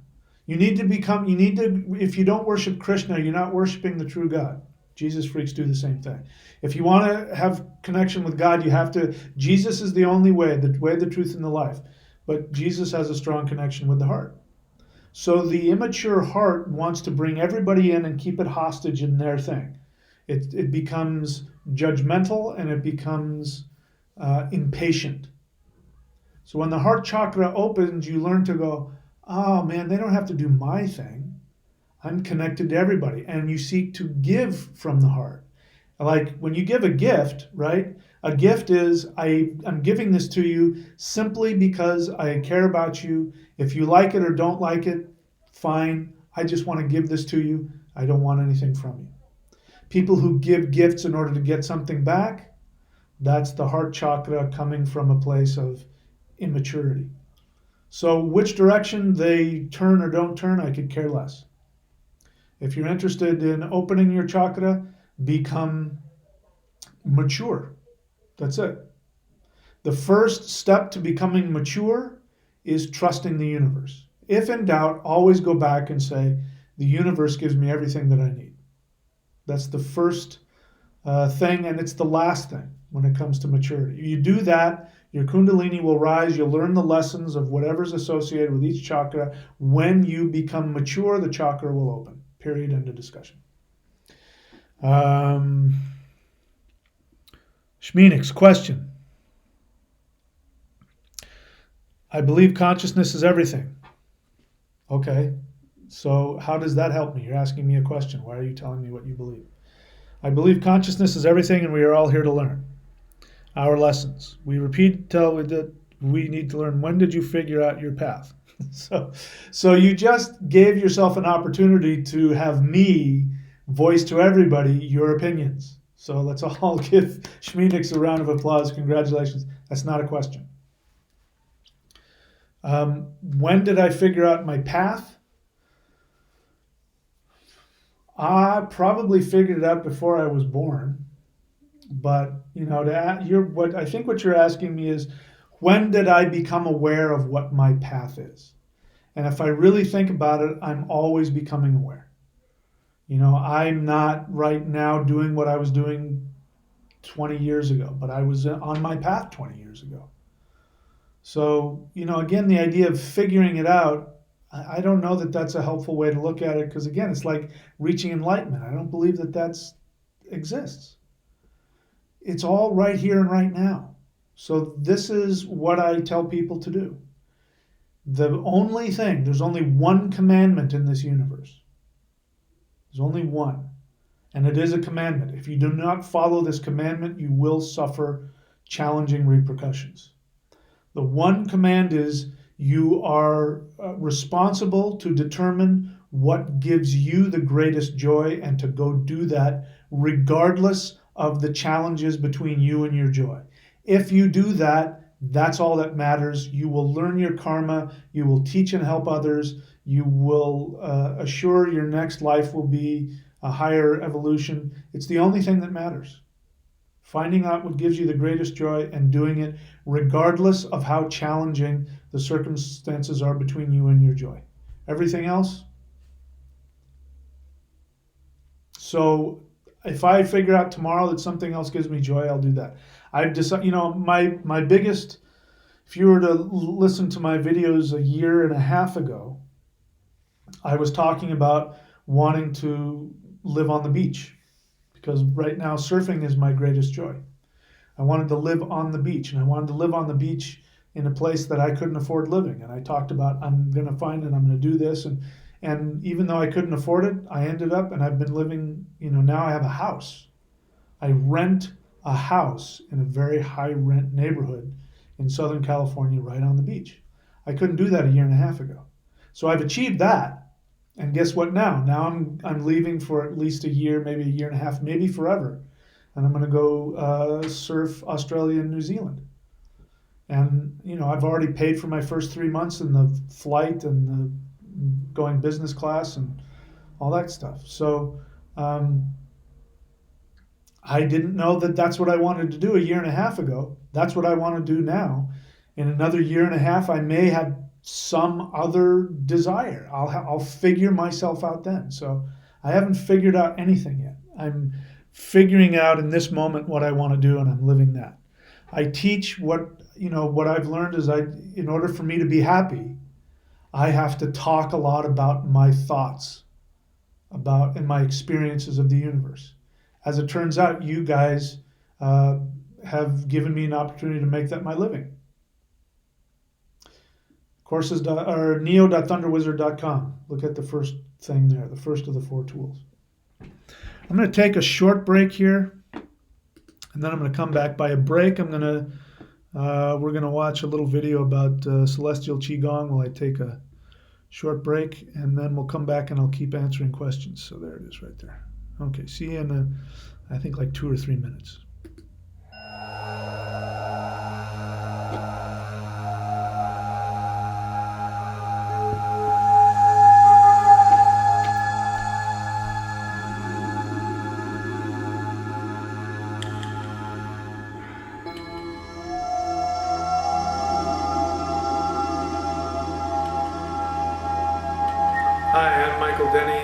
SpiritTao.com, and this is Celestial Negong Part 1. Celestial Negong means that this is power that is descending from heaven, and the idea is that we are all microcosms of the entire universe.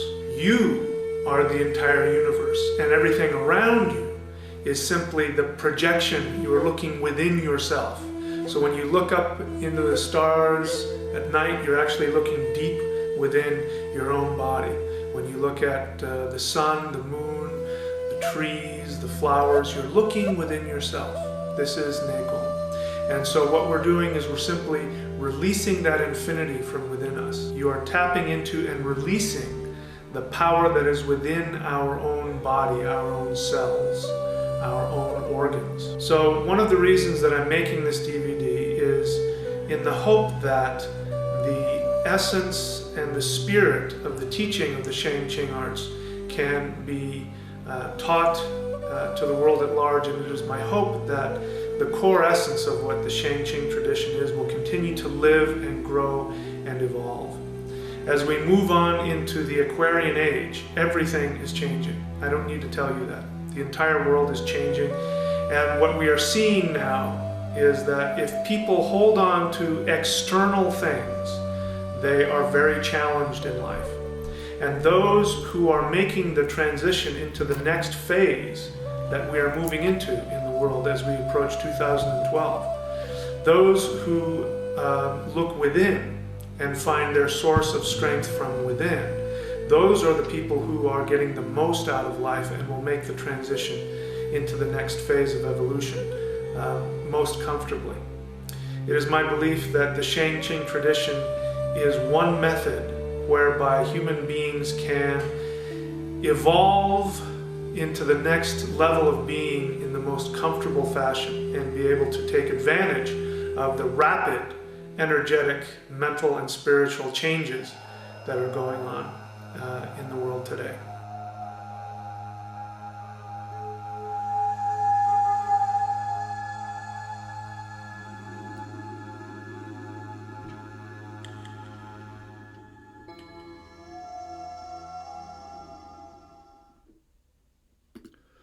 All right, so yeah, now you know how old that. My first video, I think it was it my first? One of the first videos back then, DVDs that I came out with. So that was 10 years ago. It's been my most successful product because I really tell people that what's most important is to experience spirituality, not to think about it, not to talk about it. Books are great. Talking about it is great. It's about having a personal experience. It's like spending your whole life reading romance novels and never having a romance. Romance is experienced. You can read about it. It's not the same as actually experiencing it. So celestial Qigong, in my experience, is the most powerful way to connect to that source of infinite energy, which will give you what I just said earlier. The most important thing you can do at any moment is to trust the universe, that I have infinity within me. Somebody in a jail cell can do celestial Qigong and be connected to infinity. It means that you are infinite. All right, so let's see. I'll take a look at some more questions. Looks like we have some more. Modern Mystic question: is there a correlation with the 72 chakras on the third eye and the 72 demons? I don't know anything about, what is this, Goetia? I don't know anything about that, so I can't talk about something I don't know anything about. Ask me about what I teach. Again, I want to take all questions on this, the free Q&A, but it helps if it's something I teach, at least I'll know something about it. Modern Mystic, you're trying to ask a question here. Kundalini, more of the serpent dragon energy. What does that mean, serpent dragon energy? You have a value attached to that. Not really celestial, but earthly. It is earthly. Kundalini, let's be clear. Kundalini is the Shakti, the goddess. Again, this is why people have a misunderstanding that Kundalini will give them spiritual enlightenment. The only way that Kundalini gives spiritual enlightenment is because you become mature about all the things that attach you to the world. Kundalini will attach you to the world. Kundalini does attach you to the world. In fact, it's what attaches you. That's why it's wound up at the base of the spine in the root chakra, which is what? Attachment. It unwinds. It unwinds and moves up the spinal column, meaning that you become aware on different levels of psychological awareness. So I'm not saying Kundalini is bad. I'm just saying that Kundalini is about attachment. And if you want to awaken Kundalini, you will have to experience your attachment. Well, you're going to have to anyway. I mean, everybody's Kundalini will awaken whether they do spiritual practices or not. That's different. Having life force energy, like tons and tons of life force energy, it's like being Mr. Olympia. Not everybody, if you just wake up and do normal exercises and eat normal food, you're not going to look like Mr. Olympia. You got to go to the gym and lift weights. If you want superpowers from energy, life force energy, you got to do some work for that. So I see that you were trying to ask a question there. Joe Connolly question: why is there no rune for Odin? Who said that? Joe Connolly, have you read my rune books? Have you watched my rune videos? Who said there is no rune for Odin? The Othal rune is Odin's rune. Actually, what am I saying? Odin was the one who discovered the runes to begin with, right? If he's the one that discovered all of them, that would mean that all of them are associated with him. But if there is one, if you have to pick one, it would be Othal. But they're all. If you work with runes, you're working with Odin. End of discussion. Elliot Garcia, just write the word question. I got a question. Can anyone be a shaman? Yes, anyone can be a shaman. There's a lot more to your question, but I'll answer the one that you put there. Travis Cup, question. Thank you. Do you realize it's not a question? I'm not even going to answer that. It's not a question, man. Hey, look, have an honest question. Respect me, please. You can ask whatever question you want, but please have respect for me. That's not a respectful question. I don't like that. Zero Z, question. From the Ragnarok video, you mentioned a Big Dipper meditation. Do you teach it? It's a great question. Go up here to courses.thunderwizard.com and you will see the immortal practice. What I was talking about is that there is a practice to become an immortal. And there is a meditation. And what I learned by doing that meditation, the most important thing about that, was that by doing that meditation, you learned how to intend and create your reality. That's far more interesting to me than becoming an immortal. But I do teach it, and the reason why there's only one, I think there was originally going to be three video teachings on that. I only have one because so far, to my knowledge, only 2 people purchased it. So that tells me that people aren't interested in it. So I'm not going to bother trying to teach something that people aren't interested in, and or they don't have the discipline or the desire to, sacrifice for it. So I do teach it, but only when there's enough people. If I get enough people getting the phase 1 of it, I'll teach phases 2 and 3. But you got to show me that you're interested in it. So if you're not interested in it, that tells me that I'm not meant to do it. So we'll see. Zero Z question, is there a hand mudra for the Manuj rune? I'm not aware of one. Manuj, if you want to connect with the Manuj rune, just meditate. Any meditation will empower the Manuj rune. Manuj, you could say Manuj is the rune for meditation.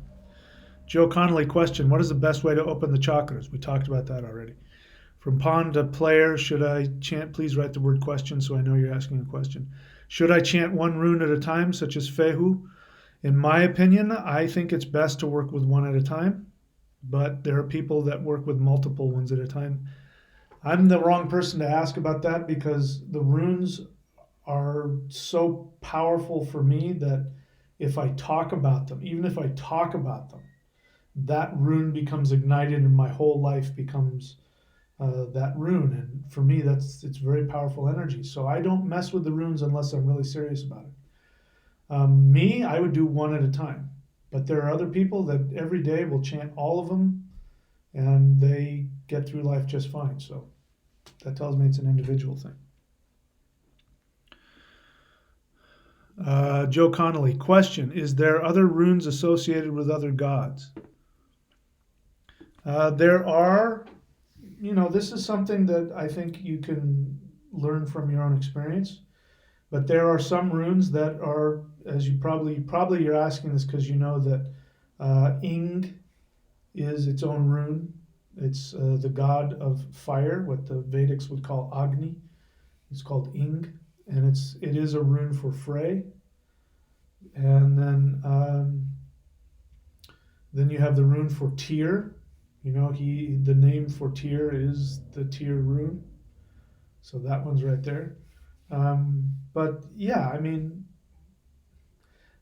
part of me wants to say, stop trying so hard. The other part of me says, why don't you experiment with the runes and see which runes brings you to which gods and goddesses? But I would say the same is true for, true for Odin as with the other runes. All the runes will connect you to all the gods. If you really want to understand how this works, then get my book, Advanced Rune Shamanism, and or the video, Advanced Rune Shamanism. So you can learn how they influence each other, what happens when they move to different places in the rune wheel, and how they really are connected to everything. Don't be so single-minded. This rune is for this, and this rune is for that. The runes themselves are a window to all the rest of the runes. When I was a kid, in the house I grew up in, my mom had one of those fake crystal chandeliers that had those glass cut, crystal chandeliers, and she would take they were like these big diamond shaped things, these multifaceted, gem looking things, and she would polish them. And as a little kid, I would pick them up and I would look into one of the facets, and through that one facet, you could see all the other facets. A rune is a facet. Yeah, it's a specific rune, but by working with that one facet, that's going to eventually connect you to all of the other facets as well. So don't be so two-dimensional about it. Hermes Hohenheim question: what's your view on deities? You're new to my channel, yes? I strongly recommend that you learn how to search within my channel. Figure out how to do that. If you're on a desktop, you click right next to where it says thunderwizard.com on my channel page. You click on that, another little search bar will open up. Type in whatever you want to learn about, because I'll talk about it for hours and hours. I've talked about this many times before. Are they actual spiritual beings, or are they part of what you mean to say is unconscious, by the way? There are three minds. There's the conscious, the subconscious, and the unconscious. 99.99% of the time when somebody uses the word subconscious, they mean unconscious. So you're asking me, are the gods just projections of our unconscious, or do they exist independently? To that, refer to the answer that I just gave. You are looking at things two-dimensionally. That's not your fault. You were born in a Western society, which for the past 2,000 years has been ruled by two-dimensional Christianity, which has wiped out our thinking ability to think on multiple levels. And share this with you. As one of my Hindu friends points out, there are a lot of different Hindus out there. But for the most part, Hinduism, which is the only surviving Indo-European religion that has an unbroken connection into prehistory on the planet, that's saying a big thing. They are the only Indo-European spiritual country that has not succumbed to monotheism. And even that isn't entirely true, because there's a lot of Muslims in there. And Pakistan used to be part of India. It pulled itself off, so they lost a little bit in that battle. Monotheism was the worst thing, single most thing that ever happened to our world, partly because it destroyed our ability to think holographically. You have just asked me a question because you can't think holographically about deities. You ask a Hindu, is Ganesha a real being? Oh yes, Ganesha is very much a real being. Is Ganesha just a symbol? Yes, Ganesha is just a symbol. Is Ganesha just a mask for the one true ultimate God? Yes, he's just a mask for the one true ultimate God. Is Ganesha his own person apart from any other gods? Yes, he is his own person apart from all the other gods. Does Ganesha actually exist, or is he a mythological symbol? Yes to both questions. So, are the deities actual spiritual beings or part of our unconscious? Yes to both questions. When you can learn to be in that place, then you will be experiencing spirituality as opposed to thinking about it. Do yoga, do celestial Qigong, do something that gets you into an experience of the infinite, so you don't spend time asking questions that you try and figure out. Your intellect will never figure that out, because the intellect is two-dimensional. Okay, what else?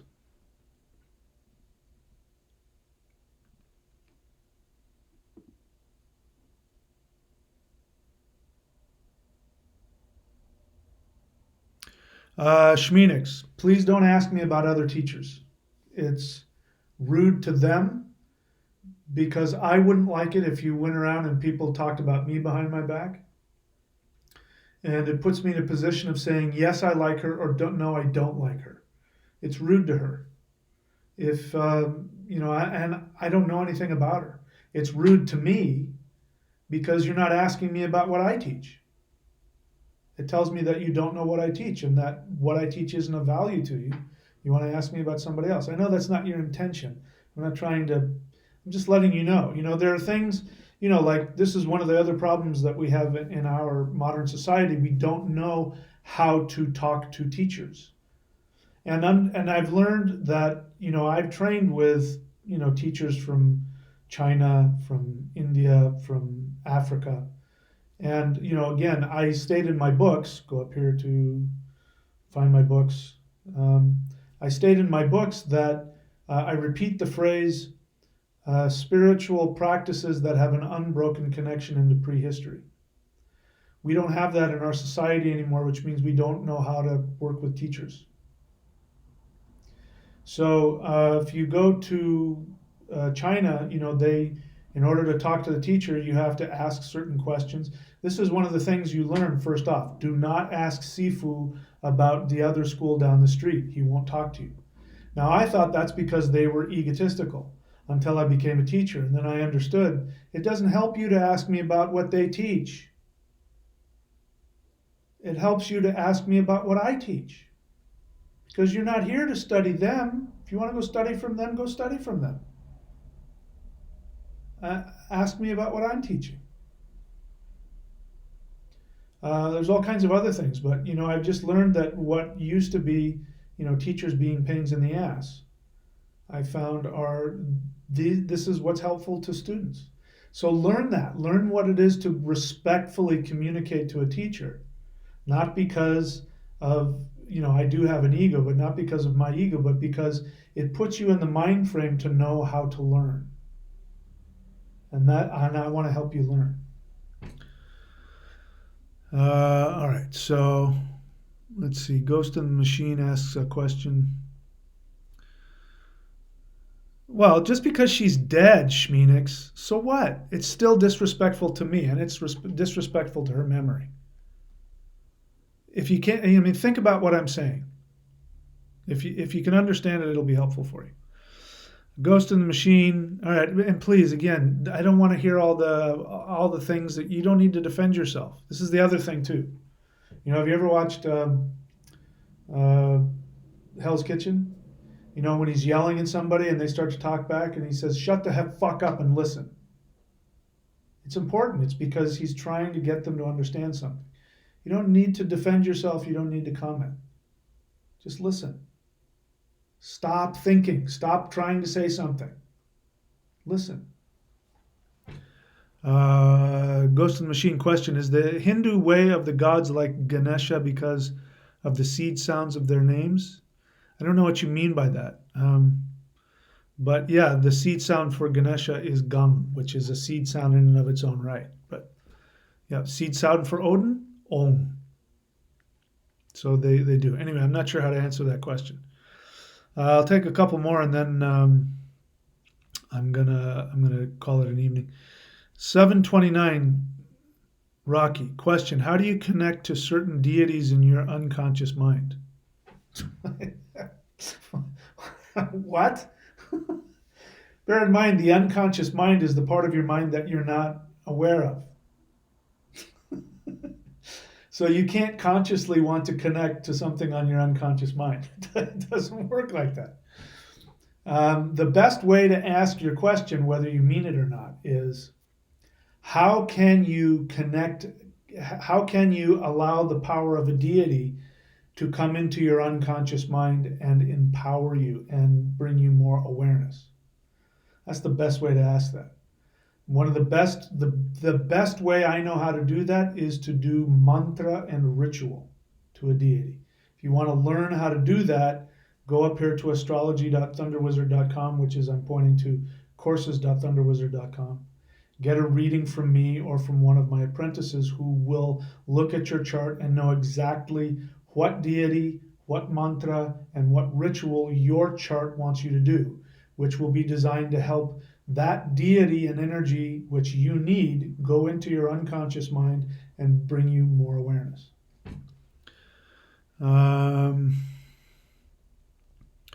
Christine Hummel, question. You mentioned earlier you don't believe in enlightenment. That's true. Do you believe that one can be completely free from attachment and suffering? Yes, when they're no longer in their human body. So let me talk about that for a minute. That is a very destructive belief. Again, if I was all about the money, I would say to you, I have found the way to enlightenment. And if you follow me, you will have enlightenment. I don't have any problems with that. If I wanted a lot of money, I would do that. I would know exactly what to say. Because it's destructive, because people want enlightenment because they're trying to escape their pain, their loneliness. And people who are I mean, I understand not wanting to be in pain and not wanting to be separate and all the painful things we go through. I understand that. If you've watched my channel for any length of time, you know that I have felt that. But the fundamental assumption that we have forgotten is that our soul wants to be here, wants to experience attachment, wants to experience the challenges of living, and wants to overcome them. If your soul didn't want that, you wouldn't have incarnated. And again, the gods themselves look down at humans and go, look at that one over there. That one's got such a fucked up life. What a lucky person. Because they know, because they're in the infinite, they can go, man, if I could go down there, I would overcome those problems and I would be so powerful. Your problems, your pain, whatever it is, you want to talk to me about how horrible your life has been. I don't know you personally, but just in general. Somebody wants to tell me how horrible their life has been without minimizing whatever trauma you've been through. I don't know. I can tell you that even with all of that, you have the power to become so incredibly powerful if you are able to say to yourself, no matter how painful this is, I can overcome this. And somebody who has achieved enlightenment, and is, I don't want to make fun of people from India, but anybody who has achieved enlightenment and has no more pain and is not attached and has no sadness and it has to be bored out of their mind, because why would you spend any time here? This is a school. We're here to learn, and it's fun. The soul has fun doing it. So do I believe in it? Yeah, once you're not here anymore. But, from that question, it tells me that you want that. You want out. You want out. And that's like sex. Do you want sex to be boring? No. Your desire to increase the sensation and to increase the connection. It's on the one hand, it's beautiful, but if you're getting turned on and you want it, and it's kind of it can be whatever word I'm trying to look for. You want to satisfy that. You're attached to achieving that, whatever it is that's important to you about sex. You don't want sex to be boring. Your life would be boring if you had achieved enlightenment. You wouldn't be here anymore. So no, I don't believe anybody who has flesh and is inside of a meat bag has achieved what people think of as enlightenment. They may be further along the path than some of us, but I've trained with very powerful teachers, people who could do things you wouldn't believe. And I can tell you, without a doubt, none of them were above being human. They were all human. And the ones that thought they were enlightened, because I can think of a couple right now, they ended up going crazy. They ended up going nuts.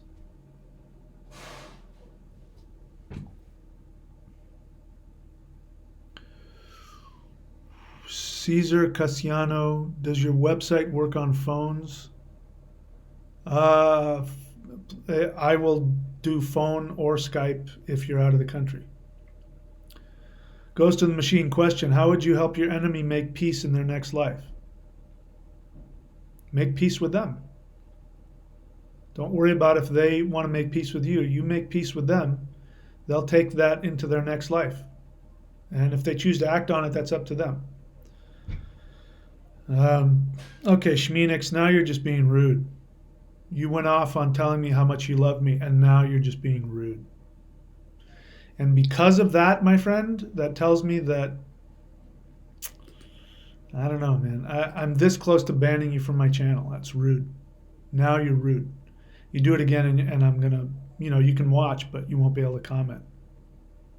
But you're just downright rude, disrespectful and rude, and I've lost all respect for you just for asking that. Donna Marie, B333 question. What is wrong with people? I ask that all the time. What the hell is wrong with people? I too got level 1 and was hoping for more. Very good teachings there so far. So maybe more people will move on. I mean, those who have, don't worry. I can and am willing to teach you more. I just need to see that people are interested in it. That's all. Scott Clark. So ask the word question so I know what you're talking about. He says, yes, I'm new to the channel. Noeticism is essentially consciousness science. Oh God, I'm already bored. I thought this was your expertise. Well, maybe it is. Noeticism, the fact that it has such a fancy name to it. Listen, one thing you can be sure of is that I'm not a Western trained, I thank my lucky stars, I'm not a Western trained magician because Western stuff is too intellectual, man. And intellect is a very powerful tool and it's a necessary tool. But we in the West use our intellect to distance ourselves from our uncomfortable feelings. I'm far more interested in connecting through experience. So I probably am that, but I may not be following your teachers or whatever people who use the word noeticism. So I can't say whether it's good or bad or not. But yeah, so I may not be the right teacher for you, if that's the case. All right, that's it. I don't see any more questions here. I think we ran out of questions. So now I'm going to piss off Shmanix, who has, I think, an immature understanding of spirituality and teachers. And I'm going to talk about the things that I sell. So I want to address that. He says that spiritual teachers should teach for free. I challenge you to go anywhere in the world outside of Western society. Find a teacher. Go to India and find a teacher in a village. Go to Africa and find a shaman. Go to Siberia and find a shaman. Go to China and find a sifu. And go to them and say to them, you're a spiritual teacher and I want you to teach me for free. I challenge you to go do that. Here's something that I've learned about people who think that spiritual teachers should teach for free. This is my belief. It's not a criticism, but it's important to understand. These are people who did not get love from mom and dad. Because the spiritual teacher, in fact, the word sifu in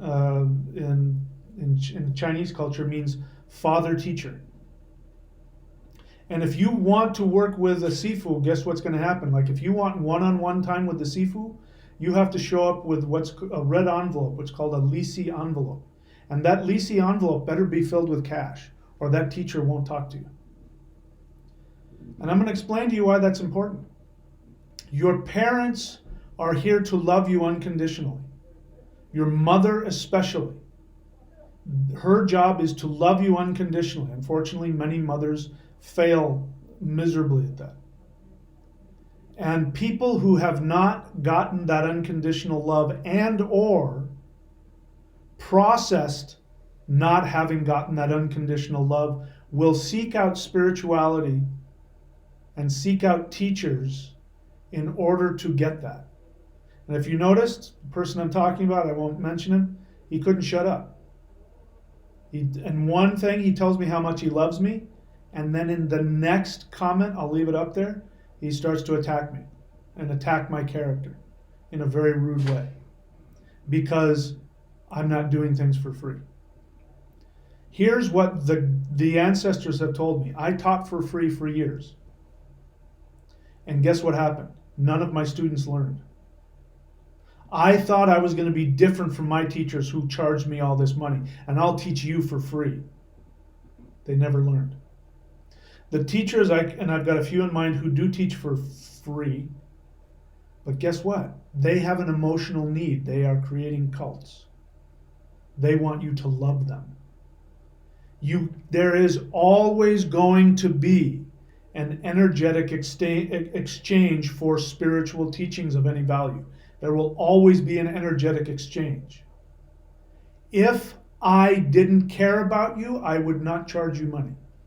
Even if I was, now listen, this is my business. So the other thing is, this is what I do to pay the bills. And if you're going to disrespect me and my time, if I'm going to offer a teaching or a product that has come from my years of learning and took time and energy to put together, and if you aren't going to respect that and you are going to demand that I do, and if you look on that, all of the stuff I got on there, if you're going to demand that all of that stuff is for free, that tells me that you have no regard for anybody other than yourself. Because I know for a fact, you know who you are, you don't work for free. If whatever it is you do for a living, unless mommy and daddy pays your bills, you expect to get paid for your time and your energy. If you want to go and give away your time and, feed the homeless, the more, congratulations, good for you. But I know that wherever your money comes from, it comes because you worked for it, and you certainly aren't going to work for free because you need to pay your bills. We respect the plumber, we respect the grocer. Without the grocer doing his job, I can't eat. Without the plumber doing his job, I can't have a toilet. And what makes a plumber any less spiritual than a spiritual teacher? Everything is spiritual. That's another thing. Everything is spiritual. Because I'm a, quote, spiritual teacher, I don't see myself any different than anybody else. And I pay people for their time. If they do something for me, I appreciate their time and I pay them for it. So people who want teachers to give teachings for free, number one, aren't mature enough to understand that those people have to eat. And they need money to do that. Especially if this is their full-time. I have chosen to make this my full-time career. So if you think I should go and work at Walmart for 40 hours a week and then come and spend my spare time in giving you free teachings for free, that just tells me how immature and selfish you are and how entitled you are. There's nothing spiritual about that. You can talk love all you want. Now I know how unloving you are in that regard. When it comes to if a spiritual teacher has power, and people seem to believe that I have power, if spiritual teachers have power, then it is their responsibility to ensure the safety of the student. If I don't charge you for, the teachings themselves are priceless. There's no amount of money in the world that'll pay for the teachings. But if I don't charge you for that, then that means that I am I'm going to have my own agenda. So money protects you from the agenda of the teacher. And now the teacher is only interested in helping you. And the teachers that I've known who teach for free, who have power, always have an ulterior motive. All cult leaders are like this. I'm not a cult leader. So that's important. Think about that. If you want anything of value, here's what the ancestors have taught me. There has to be a sacrifice. You have to sacrifice something if you want power from the gods. You have to. I am the symbol of that. If you are learning from me and want whatever it is that you think. If you don't want to learn from me, fine, go someplace else. Trust me, you won't hurt my feelings. But if I have something of value that you think that you want from me, your money is your sacrifice to the gods. And the gods will respond by giving you power. If you pay for something, you will learn it. And if I'm going to teach you something, Like, on all these things are things that you go and do and learn. If I'm going to teach you something because I want to share with you how you can achieve this power or this experience or whatever, I want to make sure you do it. I don't want to have to spend all the time that I've spent creating something and then you not doing it. If you pay for it, I know you're going to do it because you spent money and it hurt. You didn't have that money that month and you couldn't afford it, but it hurts. So I am sure as hell going to read the hell out of that book, or practice the hell out of that meditation, or do that thing because that cost me X amount of money. And my friend, if you don't understand that, then all I can tell you is that, someday you're going to be on the other end of that. You're going to be on the other end of that, and you're going to have to need people to pay you money to do your job, and you're going to have to get rid of that false humility about not having to get paid for your work. It's a sign of insecurity. But the other thing is that if you want, your spiritual teacher is not your mother and your father. They can't love you unconditionally. They can't do it. Not only are they not capable, that's not their job. Your mother's job is to love you unconditionally and wipe your ass. That's your mother's job. It's not your teacher's job. Your teacher's job is to get you to wake up and take responsibility and take action towards your own enlightenment. And that's what I'm here to do. All right, so enough about that. That's the problem I get to when we, on the free channel. So, is there any more questions here? We've got some more questions, but I'm not going to answer all of this. Okay, so that would be it. That's it for today. Yeah, I'm running out. I've been on for 2.5 hours, so I'm starting to run out of steam here. So. The 4 things, please go to neo.thunderwizard.com to see the 4 tools that I think you need, not only to get the most out of this practice, but to get the most out of life. If you want access to all of my everything, go to courses.thunderwizard.com. All right, my friends, I see you tomorrow. Thank you so much for the opportunity. Thank you for the questions, even the ones that I got annoyed about, because it gives me an opportunity to do my dream, which is to do what I'm doing. So, and by the way, before I stop, if my channel has over 400 videos and it costs you nothing to watch them.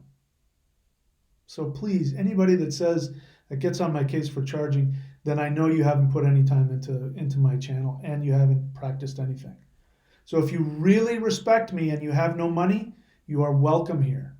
Go on to this free channel and do the exercises, do the meditations. Spend 6 months seeing if you can master all of the Qigong and meditation on my channel. You won't be able to do it. Spend 5 years trying to master all of the free meditations on my channel. You won't be able to do it. Okay? So, again, that's a mood problem. Anyway, that's it for me. I'm starting to whine and complain, so it's time to go. I need to empty my own diaper. All right, guys. Talk to you later.